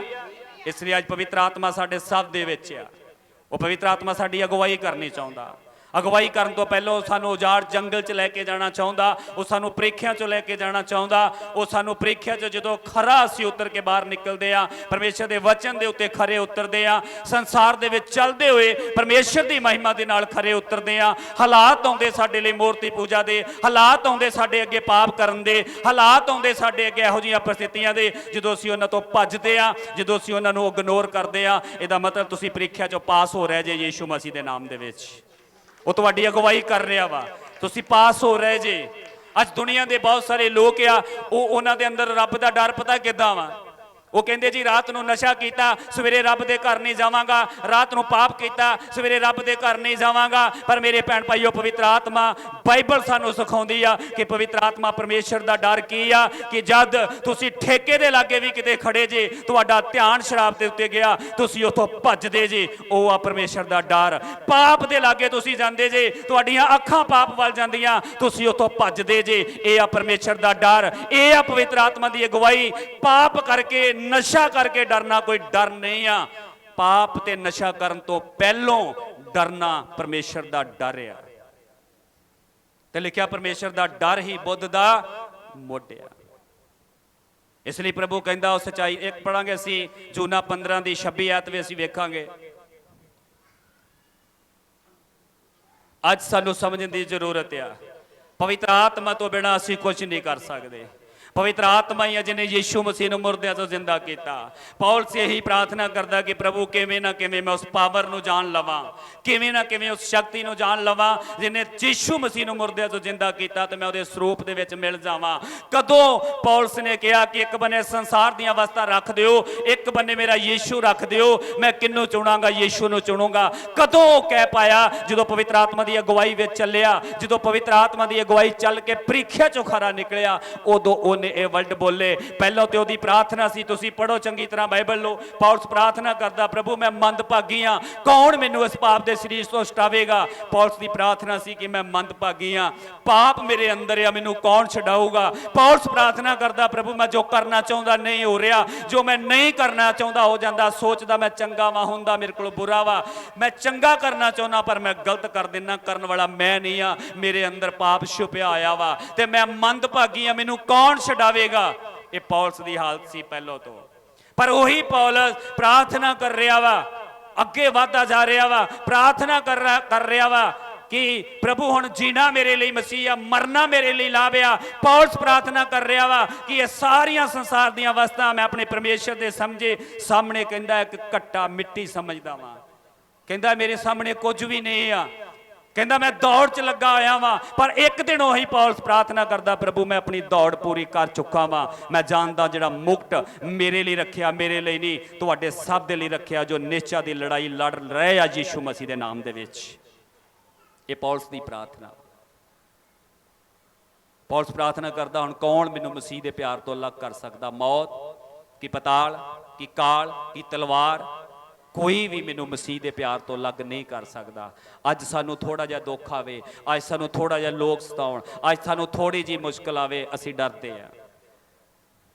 ਅੱਜ ਸਾਨੂੰ ਸਭ ਨੂੰ ਜ਼ਰੂਰਤ ਆ ਪਵਿੱਤਰ ਆਤਮਾ ਦੀ ਅਗਵਾਈ ਵਿੱਚ ਚੱਲਣ ਦੀ, ਪਰ ਬੁੱਧ ਦੇ ਨਾਲ, ਮੂਰਖਤਾ ਨਾਲ ਨਹੀਂ, ਜਜ਼ਬਾਤੀ ਹੋ ਕੇ ਨਹੀਂ, ਬੁੱਧ ਦੇ ਨਾਲ ਚੱਲਣ ਦੀ ਜ਼ਰੂਰਤ ਆ। ਜਦੋਂ ਅਸੀਂ ਸਵਰਗ ਦੀ ਬੁੱਧ ਦੇ ਨਾਲ, ਆਤਮਾ ਦੀ ਅਗਵਾਈ ਦੇ ਨਾਲ ਚੱਲਾਂਗੇ, ਫਿਰ ਪਰਮੇਸ਼ਰ ਦੀਆਂ ਸਾਰੀਆਂ ਯੋਜਨਾ ਸਾਡੇ ਭਲੇ ਦੀਆਂ ਵਾ, ਹਾਨੀ ਦੀਆਂ ਨਹੀਂ ਆ, ਸਾਡੇ ਲਾਭ ਦੀਆਂ ਆਉਣਗੀਆਂ। ਹਾਂਜੀ, ਪੜ੍ਹ ਦਈਏ। ਪਰ ਜਾਂ ਉਹ ਸਹਾਇਕ ਆਵੇ ਹਾਂਜੀ ਜਿਹਨੂੰ ਮੈਂ ਤੁਹਾਡੇ ਕੋਲ ਪਿਤਾ ਦੀ ਵੱਲੋਂ ਘੱਲਾਂਗਾ। ਕਹਿੰਦਾ ਜਦੋਂ ਸਹਾਇਕ ਆਵੇ ਜਿਹੜਾ ਤੁਹਾਡੇ ਕੋਲ ਮੈਂ ਪਿਤਾ ਦੀ ਵੱਲੋਂ ਘੱਲਾਂਗਾ, ਅਰਥਾਤ ਸਚਾਈ ਦਾ ਆਤਮਾ ਅਰਥਾਤ ਸਚਾਈ ਦਾ ਆਤਮਾ ਜਿਹੜਾ ਪਿਤਾ ਵੱਲੋਂ ਨਿਕਲਦਾ ਹੈ, ਜਿਹੜਾ ਪਿਤਾ ਦੇ ਵੱਲੋਂ ਨਿਕਲਦਾ ਹੈ, ਤਾਂ ਉਹ ਮੇਰੇ ਹੱਕ ਵਿੱਚ ਸਾਖੀ ਦੇਵੇਗਾ। ਤਾਂ ਉਹ ਮੇਰੇ ਹੱਕ ਵਿੱਚ ਕੀ ਦੇਵੇਗਾ? ਗਵਾਹੀ ਦੇਵੇਗਾ। ਕਹਿੰਦਾ ਜਦੋਂ ਮੈਨੂੰ ਘੱਲਾਂਗਾ, ਅਰਥਾਤ ਫੇਰ ਉਹ ਕਹਿੰਦਾ ਸਚਾਈ ਦਾ ਆਤਮਾ ਉਹ ਆ ਕੇ ਤੁਹਾਡੀ ਅਗਵਾਈ ਕਰੇਗਾ, ਤੇ ਫਿਰ ਜਦੋਂ ਤੁਹਾਡੀ ਅਗਵਾਈ ਕਰੇਗਾ ਤੁਸੀਂ ਲੋਕ ਫਿਰ ਮੇਰੇ ਹੱਕ ਦੇ ਵਿੱਚ ਕੀ ਦੋਗੇ? ਗਵਾਹੀ ਦੋਗੇ। ਅੱਜ ਆਪਾਂ ਯੀਸ਼ੂ ਮਸੀਹ ਦੀ ਗਵਾਹੀ ਦਿੰਨੇ ਆ, ਕਿਉਂ? ਕਿ ਉਹ ਸਹਾਇਕ ਸਾਡੇ ਅੰਦਰ ਆ ਗਿਆ, ਅਰਥਾਤ ਸਚਾਈ ਦਾ ਆਤਮਾ ਸਾਡੇ ਅੰਦਰ ਆ ਗਿਆ। ਤੇ ਲਿਖਿਆ ਸਚਾਈ ਨੂੰ ਜਾਣੋ ਤੇ ਸਚਾਈ ਤੁਹਾਨੂੰ ਕਰੇਗੀ।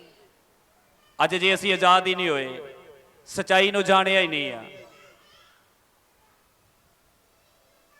ਪਰਮੇਸ਼ਰ ਨੇ ਹਰ ਇੱਕ ਨੂੰ ਇੱਕ ਕੰਮ ਦਿੱਤਾ, ਹਰ ਇੱਕ ਨੂੰ ਇੱਕ ਸੇਵਾ ਦਿੱਤੀ ਹੈ।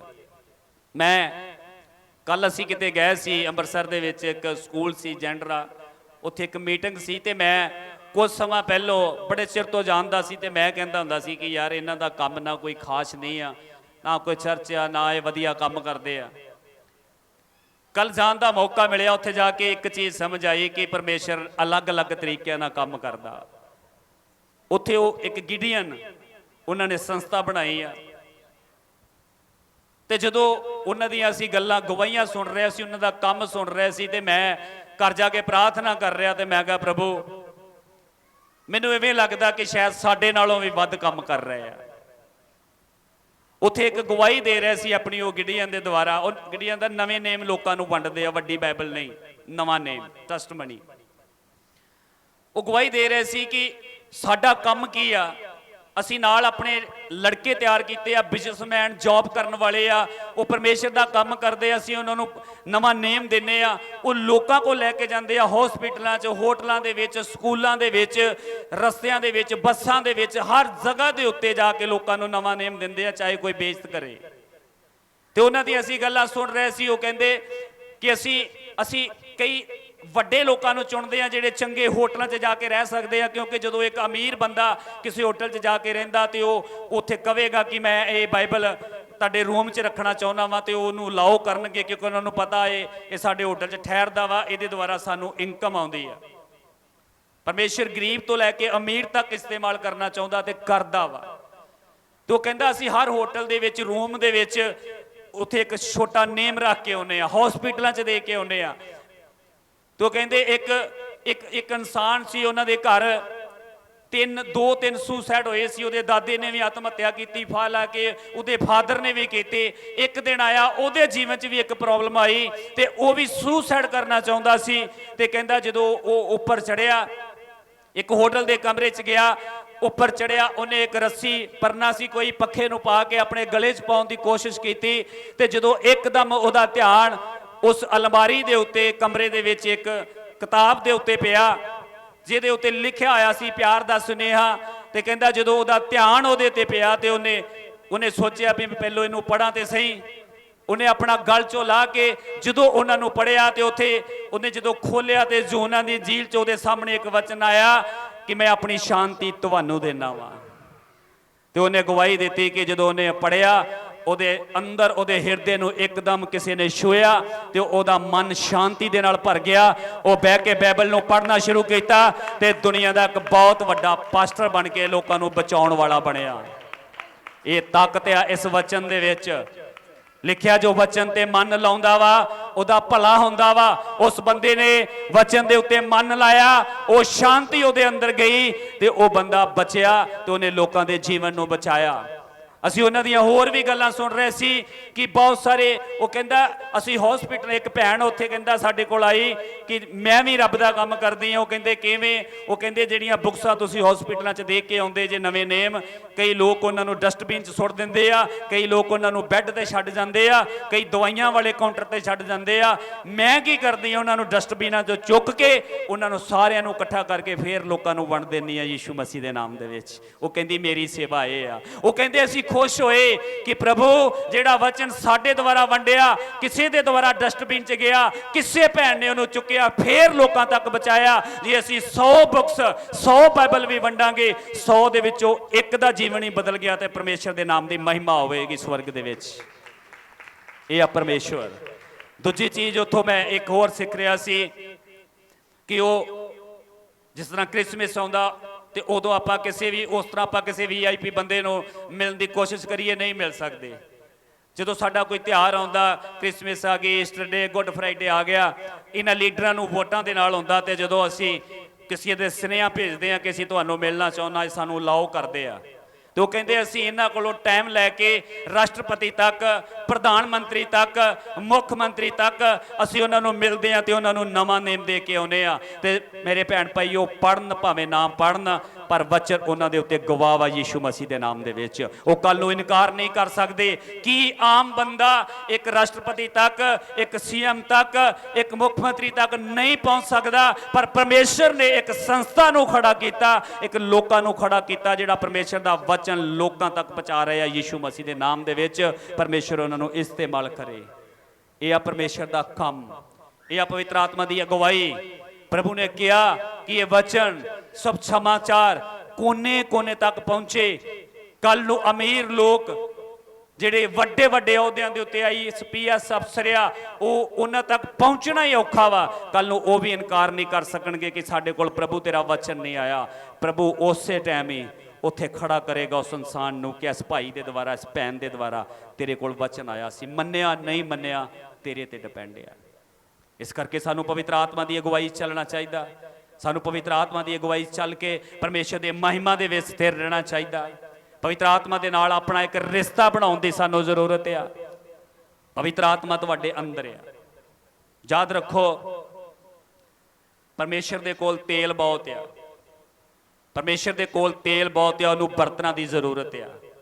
ਕਿਹੜੇ ਬਰਤਨ ਦੀ? ਜਿਹੜਾ ਖਾਲੀ ਹੋਵੇ, ਕਿਉਂਕਿ ਭਰੇ ਬਰਤਨ ਦੇ ਵਿੱਚ ਹੋਰ ਵਸਤੂ ਨਹੀਂ ਪੈ ਸਕਦੀ। ਪਰਮੇਸ਼ਰ ਦੇ ਕੋਲ ਬਹੁਤ ਸਾਰਾ ਤੇਲ ਪਿਆ ਵਾ, ਉਹਨੂੰ ਇੱਕ ਬਰਤਨ ਦੀ ਜ਼ਰੂਰਤ ਆ। ਬਰਤਨ ਤੁਸੀਂ ਆ। ਅੱਜ ਤੁਹਾਨੂੰ ਲੱਗ ਰਿਹਾ ਮੇਰੇ ਤੇ ਕਰਜ਼ ਆ, ਅੱਜ ਤੁਹਾਨੂੰ ਲੱਗ ਰਿਹਾ ਮੇਰੇ 'ਚ ਬਿਮਾਰੀ ਆ, ਅੱਜ ਲੱਗ ਰਿਹਾ ਪਾਪ ਆ, ਅੱਜ ਲੱਗ ਰਿਹਾ ਮੁਸ਼ਕਲ ਆ। ਤੁਸੀਂ ਉਹਦਾ ਹੱਲ ਬਾਹਰ ਲੱਭਦੇ ਫਿਰਦੇ ਜੇ, ਤੁਸੀਂ ਉਹਦਾ ਹੱਲ ਜਗ੍ਹਾ ਜਗ੍ਹਾ ਲੱਭਦੇ ਫਿਰਦੇ ਜੇ, ਪਰ ਯਾਦ ਰੱਖੋ ਹੱਲ ਤੁਹਾਡੇ ਅੰਦਰ ਆ। ਇੱਕ ਭੈਣ ਬਾਈਬਲ ਦੇ ਵਿੱਚ ਲਿਖਿਆ, ਅਲੀਸ਼ਾ ਦੇ ਕੋਲ ਆਈ ਤੇ ਉਹਨੂੰ ਕਹਿਣ ਲੱਗੀ ਕਿ ਤੇਰਾ ਦਾਸ, ਮੇਰਾ ਪਤੀ ਮਰ ਗਿਆ ਤੇ ਇੱਕ ਬਹੁਤ ਵੱਡਾ ਕਰਜ਼ ਮੇਰੇ ਤੇ ਛੱਡ ਗਿਆ ਤੇ ਕਰਜ਼ ਲੈਣ ਵਾਲੇ ਮੈਨੂੰ ਪਰੇਸ਼ਾਨ ਕਰ ਰਹੇ ਆ। ਤੇ ਉਹਨੇ ਕਿਹਾ ਭੈਣ ਤੇਰੇ ਘਰ 'ਚ ਕੀ ਆ? ਉਹਨੇ ਕਿਹਾ ਥੋੜਾ ਤੇਲ। ਕਹਿੰਦਾ ਫਿਰ ਬਰਤਨ ਮੰਗਾ ਲਾ। ਬਰਤਨ ਮੰਗਾ ਲਏ। ਕਹਿੰਦਾ ਇਹਨੂੰ ਉਹਨਾਂ 'ਚ ਪਾਉਣਾ ਸ਼ੁਰੂ ਕਰ ਦੇ। ਬਰਤਨ ਮੁੱਕ ਗਏ ਪਰ ਤੇਲ ਨਹੀਂ ਮੁੱਕਿਆ ਯੀਸ਼ੂ ਮਸੀਹ ਦੇ ਨਾਮ ਦੇ ਵਿੱਚ। ਤੇ ਉਹ ਕਹਿੰਦਾ ਜਾ ਇਹਨੂੰ ਵੇਚ ਤੇ ਆਪਣਾ ਕਰਜ਼ ਲਾ ਦੇ। ਮੇਰੇ ਭੈਣ ਭਾਈਓ, ਪਰਮੇਸ਼ਰ ਦੇ ਕੋਲ ਤੇਲ ਬਹੁਤ ਆ। ਬਰਤਨ ਤੁਸੀਂ ਆ ਖਾਲੀ ਕਰੋ ਆਪਣੇ ਆਪ ਨੂੰ। ਤੁਹਾਡਾ ਛੁਟਕਾਰਾ ਤੁਹਾਡੇ ਅੰਦਰ ਆ। ਜੇ ਪਵਿੱਤਰ ਆਤਮਾ ਤੁਹਾਡੇ ਅੰਦਰ ਆ, ਥੋੜਾ ਤੇਲ ਤੁਹਾਡੇ ਅੰਦਰ ਆ, ਉਹਨੂੰ ਭਰਨਾ ਪਾਉਣਾ ਸ਼ੁਰੂ ਕਰੋ, ਅਗਵਾਈ ਚ ਆਉਣਾ ਸ਼ੁਰੂ ਕਰੋ। ਹੱਲ ਤੁਹਾਡੇ ਅੰਦਰ ਆ, ਉਹ ਬਾਹਰ ਨਹੀਂ ਆ ਯੀਸ਼ੂ ਮਸੀਹ ਦੇ ਨਾਮ ਦੇ ਵਿੱਚ। ਉਹ ਭੈਣ ਕਰਜ਼ ਦਾ ਹੱਲ ਬਾਹਰ ਲੱਭਦੀ ਸੀ, ਪਰ ਕਰਜ਼ ਦਾ ਹੱਲ ਕਿੱਥੇ ਸੀ? ਉਹਦੇ ਘਰ ਦੇ ਵਿੱਚ। ਅੱਜ ਤੁਹਾਡੇ ਛੁਟਕਾਰੇ ਦਾ ਹੱਲ ਤੁਹਾਡੇ ਅੰਦਰ ਆ। ਅੱਜ ਤੁਹਾਡੇ ਕਰਜ਼ਾਂ ਦਾ ਹੱਲ ਤੁਹਾਡੇ ਅੰਦਰ ਆ। ਉਹ ਆ ਪਵਿੱਤਰ ਆਤਮਾ ਜਿਹੜਾ ਪਰਮੇਸ਼ਰ ਨੇ ਦਿੱਤਾ। ਉਹਨੇ ਵਾਅਦਾ ਕੀਤਾ ਸੀ ਮੈਂ ਨਾਥ ਨਹੀਂ ਛੱਡਾਂਗਾ, ਜਾਵਾਂਗਾ ਇੱਕ ਸਹਾਇਕ ਤੁਹਾਡੇ ਲਈ ਭੇਜਾਂਗਾ। ਅਰਥਾਤ ਪਵਿੱਤਰ ਆਤਮਾ, ਸਚਾਈ ਦਾ ਆਤਮਾ ਤੁਹਾਡੇ ਅੰਦਰ ਰਹੇਗਾ। ਜਦੋਂ ਉਹ ਅਰਥਾਤ ਸਚਾਈ ਦਾ ਆਤਮਾ ਤੁਹਾਡੀ ਅਗਵਾਈ ਕਰੇਗਾ, ਉਹ ਅਗਵਾਈ ਦੇ ਵਿੱਚ ਤੁਹਾਨੂੰ ਸਿਖਾਵੇਗਾ, ਚਲਾਵੇਗਾ, ਫਿਰ ਤੁਸੀਂ ਮੇਰੇ ਲੋਕਾਂ ਦੇ ਕੋਲ ਗਵਾਹ ਹੋਵੋਗੇ, ਤੁਸੀਂ ਗਵਾਹੀ ਦਿਓਗੇ। ਇਹ ਆ ਪਵਿੱਤਰ ਆਤਮਾ ਦੀ ਤਾਕਤ, ਇਹ ਉਹ ਪਰਮੇਸ਼ਰ ਦੀ ਸਾਮਰਥ ਦੀ ਤਾਕਤ। ਅੱਜ ਪਰਮੇਸ਼ਰ ਤੁਹਾਡੇ ਜੀਵਨਾਂ 'ਚ ਕੰਮ ਕਰਨਾ ਚਾਹੁੰਦਾ। ਅੱਜ ਪਰਮੇਸ਼ਰ ਤੁਹਾਡੇ ਜੀਵਨਾਂ ਦੀ ਅਗਵਾਈ ਕਰਨਾ ਚਾਹੁੰਦਾ। ਅੱਜ ਮੇਰੇ ਭੈਣ ਭਾਈਓ, ਬਹੁਤ ਵਾਰ ਸਾਨੂੰ ਕੋਈ ਜਲੀਲ ਕਰਦਾ ਵਾ। ਅਸੀਂ ਆਤਮਾ ਪਾਇਆ, ਸਾਡੀ ਕੋਈ ਬੇਇੱਜ਼ਤੀ ਕਰਦਾ, ਸਾਨੂੰ ਕੋਈ ਜਲੀਲ ਕਰਦਾ, ਸਾਡੇ ਤੇ ਕੋਈ ਇਦਾਂ ਦਾ ਕੰਮ ਕਰਦਾ, ਅਸੀਂ ਸਾਰੀ ਰਾਤ ਲੜਦੇ ਆਪਣੇ ਅੰਦਰ ਕਿ ਕਿਵੇਂ ਇਹਦੇ ਕੋਲ ਬਦਲਾ ਲਿਆ ਜਾਵੇ, ਕਿਵੇਂ ਇਹਨੂੰ ਨੀਵਾਂ ਵਿਖਾਇਆ ਜਾਵੇ, ਕਿਵੇਂ ਇਹਦੇ ਨਾਲ ਯੁੱਧ ਕੀਤਾ ਜਾਵੇ। ਉਹ ਲੜਾਈ ਵੱਧਦੀ ਜਾਂਦੀ, ਉਹ ਕਦੀ ਵੀ ਖਤਮ ਨਹੀਂ ਹੁੰਦੀ। ਪਰ ਮੈਂ ਅੱਜ ਤੁਹਾਨੂੰ ਦੱਸਣਾ ਚਾਹਾਂਗਾ, ਜੇ ਤੁਸੀਂ ਆਪਣੇ ਅੰਦਰ ਦੀ ਲੜਾਈ ਨੂੰ ਖਤਮ ਕਰਨਾ ਚਾਹੁੰਦੇ ਜੇ, ਜੇ ਤੁਸੀਂ ਆਪਣੇ ਅੰਦਰ ਦੀ ਲੜਾਈ ਨੂੰ ਖਤਮ ਕਰਨਾ ਚਾਹੁੰਦੇ ਜੀ, ਉਹ ਤੁਹਾਡੇ ਵਿਰੁੱਧ ਬਰਿਆਈ ਕਰਦੇ ਜਾਂਦੇ ਆ, ਉਹ ਤੁਹਾਡੇ ਵਿਰੁੱਧ ਬਹੁਤ ਕੁਝ ਕਰਦੇ ਜਾਂਦੇ ਆ, ਉਹ ਬਰਿਆਈ ਤੇ ਬਰਿਆਈ ਕਰ ਰਹੇ ਆ। ਤੁਹਾਡਾ ਇੱਕ ਕਰਮ ਆ, ਤੁਹਾਡਾ ਇੱਕ ਫੈਸਲਾ ਹੋਣਾ ਚਾਹੀਦਾ ਕਿ ਤੁਸੀਂ ਭਲਾਈ ਕਰਦੇ ਜਾਓ, ਉਹ ਬਰਿਆਈ ਕਰਦੇ ਜਾਣ, ਉਹ ਤੁਹਾਡੇ ਵਿਰੁੱਧ ਯੋਜਨਾ ਬਣਾਉਂਦੇ ਜਾਣ, ਤੁਸੀਂ ਪ੍ਰਾਰਥਨਾ ਕਰਦੇ ਜਾਓ। ਦੁਸ਼ਮਣ ਸ਼ਰਮਿੰਦਾ ਹੋਣਗੇ ਯੀਸ਼ੂ ਮਸੀਹ ਦੇ ਨਾਮ ਦੇ ਵਿੱਚ, ਉਹ ਪਿੱਛੇ ਹਟਣਗੇ। ਪਰਮੇਸ਼ਰ ਦੀ ਬਰਕਤ ਤੁਹਾਡੇ ਜੀਵਨ ਦਾ ਹਿੱਸਾ ਹੋਵੇਗੀ। ਪ੍ਰਭੂ ਕਹਿੰਦਾ ਪਲਾਨ ਨਾ ਬਣਾਓ, ਆਪਣੀ ਨੌਲੇਜ ਆਪਣੀ ਬੁੱਧ ਨੂੰ ਛੱਡ ਦਿਓ। ਲੋਕ ਤੁਹਾਡੇ ਵਿਰੁੱਧ ਚਾਹੇ ਕਿੰਨੇ ਵੀ ਪਲਾਨ ਬਣਾ ਰਹੇ ਆ, ਕੁਝ ਵੀ ਕਰ ਰਹੇ ਆ, ਤੁਸੀਂ ਬਦਲਾ ਲੈਣਾ ਛੱਡ ਦਿਓ। ਬਰਿਆਈ ਕਰ ਰਹੇ ਆ, ਤੁਸੀਂ ਭਲਾਈ ਕਰੀ ਜਾਓ। ਉਹ ਯੋਜਨਾ ਬਣਾਈ ਜਾ ਰਹੇ ਆ, ਤੁਸੀਂ ਪ੍ਰਾਰਥਨਾ ਕਰੀ ਜਾਓ। ਜਦੋਂ ਤੁਸੀਂ ਪ੍ਰਾਰਥਨਾ ਕਰੀ ਜਾਓਗੇ ਦੀਵਾਰ ਖੁੱਲਣਗੇ, ਤੇ ਪ੍ਰਭੂ ਕਹਿੰਦਾ ਤੁਹਾਡੇ ਦੁਸ਼ਮਣਾਂ ਨਾਲ ਵੀ ਤੁਹਾਡਾ ਕੀ ਕਰਾਵੇਗਾ? ਮੇਲ ਕਰਾ ਦੇਵੇਗਾ। ਇਹ ਉਸ ਪਰਮੇਸ਼ਰ ਦੀ ਯੋਜਨਾ, ਇਹ ਉਸ ਪਰਮੇਸ਼ਰ ਦੀ ਮਹਿਮਾ। ਕਿਉਂਕਿ ਜਦੋਂ ਅਸੀਂ ਜਿਰਮੀਆ ਸ਼ਾਇਦ 11:29 ਚ ਪੜ੍ਹਦੇ ਲਿਖਿਆ ਉੱਤੇ ਪਰਮੇਸ਼ਰ ਦੀਆਂ ਸਾਰੀਆਂ ਯੋਜਨਾ ਸਾਡੇ ਕੀ ਆ? ਭਲੇ ਦੀਆਂ। ਅੱਜ ਸਾਨੂੰ ਵਿਸ਼ਵਾਸ ਕਰਨਾ ਪੈਣਾ। ਅੱਛਾ, ਇਸ ਸਮੇਂ ਸਾਨੂੰ ਲੱਗ ਰਿਹਾ ਦੁੱਖ ਚੋਂ ਲੰਘ ਰਹੇ ਆ, ਮੁਸ਼ਕਲ ਚੋਂ ਲੰਘ ਰਹੇ ਆ, ਮੁਸੀਬਤ ਚੋਂ ਲੰਘ ਰਹੇ ਆ, ਪਰ ਯਾਦ ਰੱਖੋ ਪ੍ਰਭੂ ਨੇ ਕਿਹਾ ਮੇਰੀਆਂ ਸਾਰੀਆਂ ਯੋਜਨਾ ਤੁਹਾਡੇ ਕੀ ਆ? ਭਲੇ ਦੀਆਂ ਵਾ। ਫਿਰ ਕਰਨਾ ਅਸੀਂ ਕੀ ਆ? ਅਸੀਂ ਉਸ ਯੋਜਨਾ ਦਾ ਹਿੱਸਾ ਬਣਨਾ ਵਾ।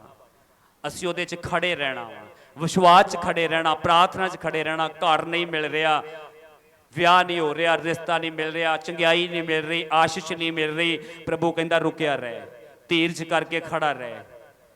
ਮੈਂ ਜਿਹੜੀ ਵੀ ਯੋਜਨਾ ਤੇਰੇ ਲਈ ਬਣਾ ਰਿਹਾ ਉਹ ਤੇਰੇ ਭਲੇ ਦੀ ਆ, ਨੁਕਸਾਨ ਦੀ ਨਹੀਂ ਆ।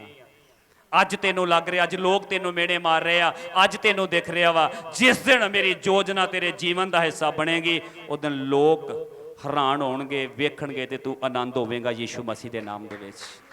ਪਰ ਖੜਿਆ ਰਹਿ। ਅੱਜ ਅਸੀਂ ਸੰਸਾਰ ਤੋਂ ਡਰਦੇ ਆ, ਅਸੀਂ ਪਾਪ ਕਰਨ ਤੋਂ ਬਾਅਦ ਚ ਡਰਦੇ ਆ। ਪ੍ਰਭੂ ਸਭ ਕੁਝ ਦੇਣਾ ਚਾਹੁੰਦਾ, ਪ੍ਰਭੂ ਨੇ ਆਲਰੇਡੀ ਤਿਆਰ ਕਰਕੇ ਰੱਖਿਆ। ਅੱਜ ਜਿਨ੍ਹਾਂ ਨੂੰ ਪ੍ਰਭੂ ਦੇ ਚੁੱਕਾ ਵਾ, ਅੱਜ ਜਿਨ੍ਹਾਂ ਨੂੰ ਦੇ ਚੁੱਕਾ ਵਾ, ਉਹਨਾਂ ਲਈ ਵੀ ਇੱਕ ਪਰਮੇਸ਼ਰ ਨੇ ਮੈਨੂੰ ਮੈਸੇਜ ਦਿੱਤਾ ਛੋਟਾ ਜਿਹਾ। ਮੈਂ ਚੰਦ ਸ਼ਬਦਾਂ ਵਿਵਸਥਾ ਸਾਰ ਦੀ ਕਿਤਾਬ 'ਚ ਅਸੀਂ ਜਾਵਾਂਗੇ 6:10 ਦੇ ਵਿੱਚ। ਅੱਜ ਅਸੀਂ ਪ੍ਰਭੂ ਕਹਿੰਦਾ ਖੁਸ਼ੀ ਮਨਾਓ ਡਰਦੇ ਕੰਬਦੇ ਹੋਏ, ਤੇ ਪ੍ਰਭੂ ਕਹਿੰਦਾ ਜਿਨ੍ਹਾਂ ਕੋਲ ਅਜੇ ਨਹੀਂ ਉਹ ਚੱਲਦੇ ਜਾਓ, ਖਰੇ ਨਿਕਲੋ, ਅਗਵਾਈ ਚੱਲੋ, ਪਰਮੇਸ਼ਰ ਦੇਵੇਗਾ। ਜਿਨ੍ਹਾਂ ਨੂੰ ਮਿਲ ਚੁੱਕਾ, ਅੱਜ ਕਈ ਵਾਰ ਅਸੀਂ ਜਦੋਂ ਨਹੀਂ ਨਾ ਮਿਲਦਾ ਬੜਾ ਸਟਰਗਲ ਕਰਦੇ ਆ, ਬੜਾ ਪਵਿੱਤਰਤਾ 'ਚ ਚੱਲਣ ਦੀ ਕੋਸ਼ਿਸ਼ ਕਰਦੇ ਆ, ਬੜਾ ਮੰਨਣ ਕਰਦੇ ਆ, ਬੜੀ ਪ੍ਰਾਰਥਨਾ ਕਰਦੇ ਆ। ਪਰਮੇਸ਼ਰ ਰਸਤੇ ਖੋਲ ਦਿੰਦਾ ਵਾ, ਬਰਕਤ ਦੇ ਦਿੰਦਾ, ਪੈਸਾ ਆ ਜਾਂਦਾ, ਘਰ ਆ ਜਾਂਦਾ, ਬੱਚੇ ਪਰਿਵਾਰ ਸਭ ਕੁਝ ਮਿਲ ਜਾਂਦਾ ਵਾ। ਪਰ ਕਈ ਵਾਰ ਅਸੀਂ ਫਿਰ ਰੱਬ ਤੋਂ ਦੂਰ ਹੋ ਜਾਂਦੇ ਆ। ਹਾਂਜੀ, ਪੜ੍ਹ ਦਈਏ 6:10। ਇਉਂ ਹੋਵੇਗਾ ਕਿ ਜਦ ਯਹੋਵਾ ਤੁਹਾਡਾ ਪਰਮੇਸ਼ਰ ਹਾਂਜੀ। ਤੁਹਾਨੂੰ ਉਸ ਧਰਤੀ ਵਿੱਚ ਜਿਹਦੇ ਤੁਹਾਨੂੰ ਦੇਣ ਦੀ ਸਹੁੰ ਤੁਹਾਡੇ ਪਿਓ ਦਾਦਿਆਂ ਨਾਲ ਅਰਥਾਤ ਅਬਰਾਮ, ਇਸਾਕ ਅਤੇ ਯਕੂਬ ਨਾਲ ਖਾਧੀ ਸੀ, ਹਾਂਜੀ। ਲਿਆਵੇਗਾ, ਨਾਲੇ ਵੱਡੇ ਅਤੇ ਚੰਗੇ ਸ਼ਹਿਰ ਦੇਵੇਗਾ ਜਿਹੜੇ ਤੁਸੀਂ ਨਹੀਂ ਬਣਾਏ, ਅਤੇ ਚੰਗੀਆਂ ਚੀਜ਼ਾਂ ਨਾਲ ਭਰੇ ਹੋਏ ਘਰ ਜਿਹੜੇ ਤੁਸੀਂ ਨਹੀਂ ਭਰੇ, ਅਤੇ ਪੁੱਟੇ ਹੋਏ ਹੋਂਦ ਜਿਹੜੇ ਤੁਸੀਂ ਨਹੀਂ ਪੁੱਟੇ, ਅੰਗੂਰੀ ਬਾਗ, ਜੈਤੂਨ ਦੇ ਬ੍ਰਿਸ਼ ਜਿਹੜੇ ਤੁਸੀਂ ਨਹੀਂ ਲਾਏ, ਜਿਨ੍ਹਾਂ ਤੋਂ ਤੁਸੀਂ ਖਾਓਗੇ ਅਤੇ ਰੱਜ ਜਾਓਗੇ, ਤਾਂ ਉਹ ਤੁਸੀਂ ਚੌਕਸ ਰਹੋ, ਮਤੇ ਤੁਸੀਂ ਯਹੋਵਾ ਨੂੰ ਵਿਸਰ ਜਾਓ ਜਿਹੜਾ ਤੁਹਾਨੂੰ ਮਿਸਰ ਦੇਸ਼ ਤੋਂ ਗੁਲਾਮੀ ਦੇ ਘਰ ਚੋਂ ਕੱਢ ਕੇ ਲਿਆਇਆ ਹੈ। ਹਾਲੇਲੂਇਆ। ਪ੍ਰਭੂ ਕਹਿੰਦਾ ਯਾਦ ਰੱਖੋ ਜਿਹੜੇ ਸਭ ਕੁਝ ਆਸ਼ੀਸ਼ ਪਾ ਚੁੱਕੇ, ਯਾਦ ਰੱਖੋ ਉਹ ਕਿਵੇਂ ਤੁਹਾਨੂੰ ਗੁਲਾਮੀ ਚੋਂ ਕੱਢ ਕੇ ਲਿਆਇਆ। ਤੁਸੀਂ ਪਾਪ 'ਚ ਸੀ, ਨਸ਼ੇ 'ਚ ਸੀ, ਗਰੀਬੀ ਦੀ ਗੁਲਾਮੀ 'ਚ ਸੀ, ਵਿਵਚਾਰ ਦੀ ਗੁਲਾਮੀ 'ਚ ਸੀ, ਸ਼ੈਤਾਨ ਦੀ ਗੁਲਾਮੀ 'ਚ ਸੀ। ਯਾਦ ਰੱਖੋ ਤੁਹਾਨੂੰ ਕੱਢ ਕੇ ਲਿਆਇਆ। ਉਹਨੇ ਤੁਹਾਨੂੰ ਕੱਢ ਕੇ ਲਿਆ ਕੇ ਇੱਕ ਚੰਗਾ ਦੇਸ਼ ਦਿੱਤਾ, ਚੰਗੀ ਜਗ੍ਹਾ ਦਿੱਤੀ, ਫਲ ਬੂਟੇ, ਦੁੱਧ, ਪੁੱਤ, ਘਰ, ਹਰ ਵਸਤੂ ਦਿੱਤੀ ਆ। ਤੇ ਪ੍ਰਭੂ ਕਹਿੰਦਾ ਐਵੇਂ ਨਾ ਹੋਵੇ ਕਿ ਤੁਸੀਂ ਸਭ ਕੁਝ ਖਾ ਕੇ ਰੱਜ ਜਾਓ ਤੇ ਆਪਣੇ ਯਹੋਵਾ ਨੂੰ ਹੀ ਭੁੱਲ ਜਾਓ। ਤੁਸੀਂ ਆਪਣੇ ਕੰਮ 'ਚ ਇੰਨੇ ਵਿਅਸਤ ਹੋ ਜਾਓ, ਆਪਣੇ ਪੈਸੇ 'ਚ ਇੰਨੇ ਵਿਅਸਤ ਹੋ ਜਾਓ, ਆਪਣੇ ਪਰਿਵਾਰ 'ਚ ਇੰਨੇ ਵਿਅਸਤ ਹੋ ਜਾਓ। ਪ੍ਰਭੂ ਕਹਿੰਦਾ ਮੈਨੂੰ ਨਾ ਭੁੱਲ ਜਾਓ। ਉਹ ਕਹਿੰਦਾ ਮੈਂ ਤੈਨੂੰ ਇਸ ਲਈ ਨਹੀਂ ਇਹ ਸਭ ਕੁਝ ਦਿੱਤਾ, ਮੈਂ ਇਸ ਲਈ ਨਹੀਂ ਤੈਨੂੰ ਸਭ ਮੁਹੱਈਆ ਕਰਵਾਇਆ ਕਿ ਇੱਕ ਦਿਨ ਆਵੇ ਤੂੰ ਮੈਨੂੰ ਹੀ ਭੁੱਲ ਜਾਵੇਂ। ਪ੍ਰਭੂ ਕਹਿੰਦਾ ਨਹੀਂ, ਮੇਰੇ ਡਰ 'ਚ ਰਹਿਣਾ ਸਿੱਖ, ਮੇਰੀ ਅਗਵਾਈ 'ਚ ਚੱਲਣਾ ਸਿੱਖ। ਇਹ ਯਾਦ ਰੱਖ ਕਿ ਮੈਨੂੰ ਇਹ ਦਿੱਤਾ ਕਿੰਨੇ ਆ, ਕਹਿੰਦਾ ਕੱਲ ਨੂੰ ਤੇਰੇ 'ਚ ਘਮੰਡ ਨਾ ਆ ਜਾਵੇ। ਇੱਕ ਅਸੀਂ ਇਹਦੀ 31 ਦੀ 9 ਵੀ ਪੜ੍ਹ ਦਾਂਗੇ, ਵੇਸਤਾ 31:9। ਕਹਿੰਦਾ ਤੇਰੇ 'ਚ ਘਮੰਡ ਨਾ ਆ ਜਾਵੇ ਕਿ ਇਹ ਮੇਰੇ ਹੱਥਾਂ ਨੇ ਕਮਾਇਆ ਵਾ। ਅੱਜ ਜਦੋਂ ਤੇ ਅਸੀਂ ਪ੍ਰੋਬਲਮ 'ਚ ਹੁੰਨੇ ਆ, ਗਰੀਬੀ 'ਚ ਹੁੰਨੇ ਆ, ਉਦੋਂ ਪਰਮੇਸ਼ਰ ਕਿਤੇ 10 ਰੁਪਏ ਦਾ ਵੀ ਇੰਤਜ਼ਾਮ ਕਰਦਾ ਤੇ ਅਸੀਂ ਕਹਿੰਦੇ ਪ੍ਰਭੂ ਤੇਰਾ ਧੰਨਵਾਦ ਹੈ, ਤੂੰ ਹੀ ਕੀਤਾ, ਮੇਰੀ ਤੇ ਔਕਾਤ ਹੀ ਨਹੀਂ ਸੀ ਹੈਗੀ। ਪਰ ਜਦੋਂ ਅਸੀਂ ਲੱਖਾਂ ਕਰੋੜਾਂ 'ਚ ਚੱਲ ਜਾਂਦੇ ਆ, ਇੰਨਾ ਘਮੰਡ ਕਰਦੇ ਆ, ਕੋਈ ਪੁੱਛਦਾ ਵੀ ਹਾਂ ਭਾਈ ਬੜਾ ਕਮਾ ਲਿਆ, ਬੜਾ ਪੈਸਾ, ਬੜਾ ਘਰ, ਉਹ ਕਹਿੰਦਾ ਮੈਂ ਮਿਹਨਤ ਕੀਤੀ ਆ, ਮੈਂ ਕਮਾਇਆ ਵਾ।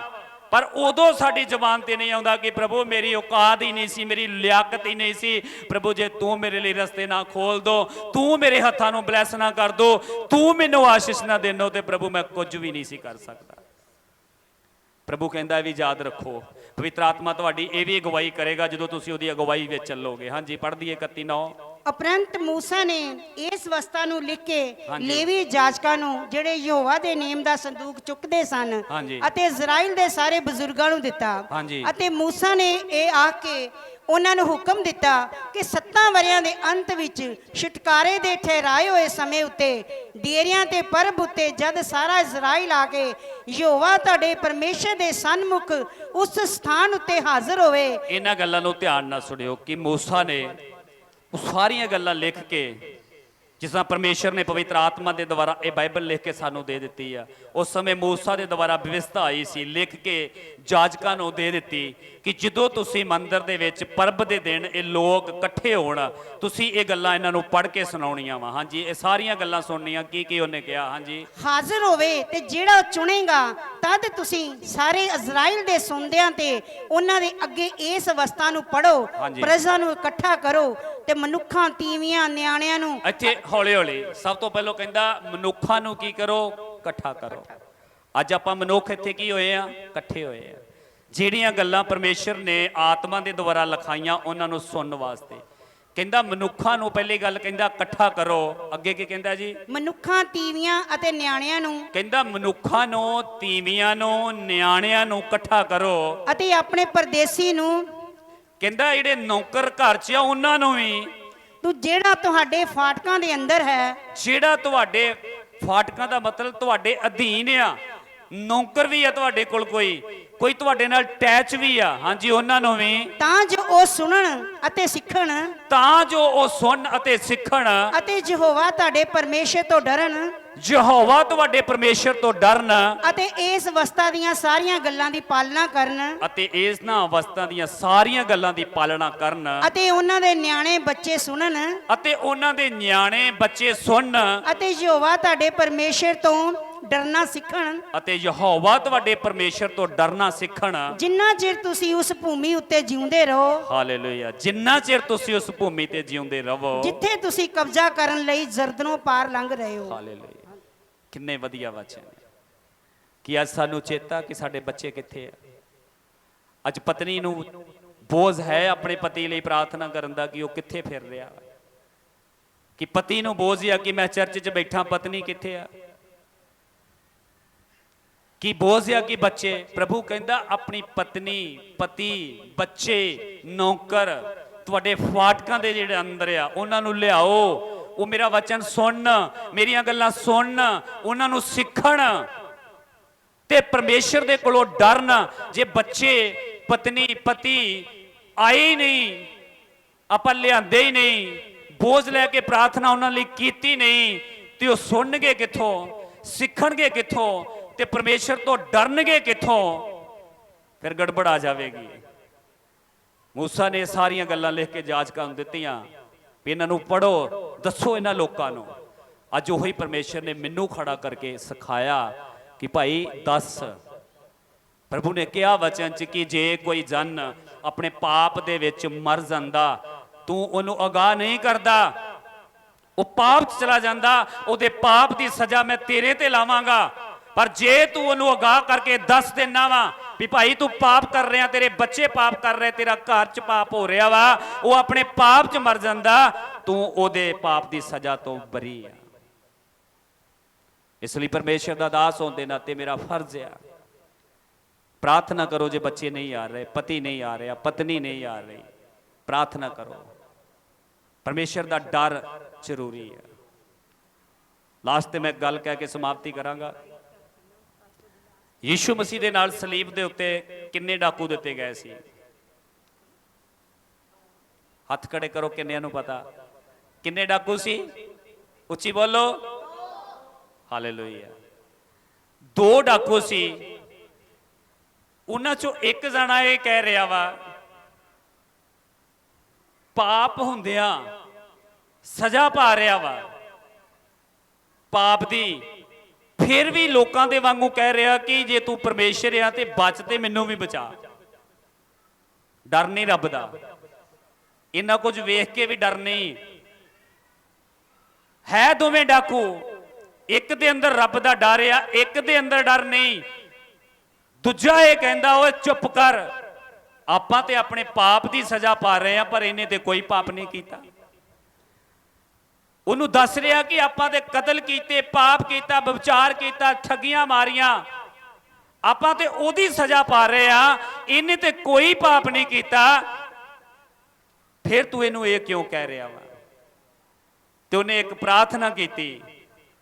ਉਹਨੂੰ ਸਲੀਬ ਦੇ ਉੱਤੇ ਨਜ਼ਰ ਆਇਆ, ਸਲੀਬ ਦੇ ਉੱਤੇ ਯਾਦ ਆ ਗਿਆ, ਮੌਤ ਦੇ ਵੇਲੇ ਯਾਦ ਆ ਗਿਆ ਕਿ ਮੈਂ ਪਾਪੀ ਆ, ਪਰ ਇਹ ਸਾਡੇ ਪਾਪਾਂ ਦੇ ਲਈ ਬਲਿਦਾਨ ਹੋ ਰਿਹਾ। ਤੇ ਉਹਨੇ ਕਿਹਾ, ਪ੍ਰਭੂ ਜਦ ਆਪਣੇ ਰਾਜ ਚਾਵੇਂ ਮੈਨੂੰ ਕੀ ਕਰੀ? ਯਾਦ ਕਰੀ। ਪ੍ਰਭੂ ਕਹਿੰਦਾ, ਓਏ ਭਾਈ, ਉਹ ਮੇਰੇ ਬੇਟੇ ਅੱਜ ਹੀ ਸਵਰਗ 'ਚ ਮੇਰੇ। ਹਾਲੇਲੂਇਆ। ਇਹਦੇ ਵਿੱਚ ਗੱਲ ਕੀ ਸੀ? ਡਰ। ਉਹਦੇ ਅੰਦਰ ਕੀ ਆ ਗਿਆ? ਰੱਬ ਦਾ ਡਰ। ਉਹ ਡਰ ਹੀ ਉਹਨੂੰ ਕਿੱਥੇ ਲੈ ਗਿਆ? ਸਵਰਗ 'ਚ, ਯੀਸ਼ੂ ਮਸੀਹ ਦੇ ਨਾਮ ਦੇ ਵਿੱਚ। ਅੱਜ ਜੇ ਸਾਡੇ ਅੰਦਰ ਰੱਬ ਦਾ ਡਰ ਆ ਗਿਆ ਨਾ, ਕਦੋਂ? ਪਾਪ ਕਰਨ ਤੋਂ ਬਾਅਦ 'ਚ ਨਹੀਂ, ਪਾਪ ਕਰਨ ਤੋਂ ਪਹਿਲਾਂ, ਠੇਕੇ ਤੇ ਜਾਣ ਤੋਂ ਪਹਿਲਾਂ, ਗਲਤੀ ਕਰਨ ਤੋਂ ਪਹਿਲਾਂ। ਤੇ ਉਹ ਪਰਮੇਸ਼ਰ ਇਹ ਕਹਿੰਦਾ, ਤੁਸੀਂ ਮੇਰੇ ਨਾਲ ਕਿੱਥੇ ਹੋਵੋਗੇ? ਸਵਰਗ ਦੇ ਵਿੱਚ। ਦੋਵੇਂ ਡਾਕੂ ਸੀ। ਇੱਕ ਦੇ ਅੰਦਰ ਉਦੋਂ ਵੀ ਡਰ ਨਹੀਂ ਸੀ, ਇੱਕ ਦੇ ਅੰਦਰ ਉਦੋਂ ਹੀ ਡਰ ਆ ਗਿਆ, ਉਹਨੂੰ ਸਵਰਗ 'ਚ ਲੈ ਕੇ ਗਿਆ। ਅੱਜ ਮੇਰੇ ਭੈਣ ਭਾਈਓ, ਪਰਮੇਸ਼ਵਰ ਸਾਡੀ ਜ਼ਿੰਦਗੀ ਦੇ ਵਿੱਚ ਭਲੇ ਕੰਮ ਕਰਨਾ ਚਾਹੁੰਦਾ। ਰੁਕਾਵਟ ਅਸੀਂ ਖੁਦ ਆ। ਪਵਿੱਤਰ ਆਤਮਾ ਸਾਡੇ ਅੰਦਰ ਆ, ਤੇਲ ਸਾਡੇ ਘਰ 'ਚ ਆ, ਕਰਜ਼, ਪਾਪ, ਛੁਟਕਾਰਾ ਸਾਡੇ ਹੀ ਅੰਦਰ ਆ, ਤੇ ਅਸੀਂ ਬਾਹਰੋਂ ਲੱਭਣਾ ਬੰਦ ਕਰੀਏ। ਆਪਣੇ ਅੰਦਰੋਂ ਉਹਨੂੰ ਉੱਪਰ ਲੈ ਕੇ ਆਈਏ, ਆਪਣੇ ਸ਼ਬਦਾਂ ਦੇ ਦੁਆਰਾ, ਆਪਣੇ ਕੰਮਾਂ ਦੇ ਦੁਆਰਾ, ਪ੍ਰਾਰਥਨਾ ਦੇ ਦੁਆਰਾ, ਵਚਨ ਦੇ ਦੁਆਰਾ।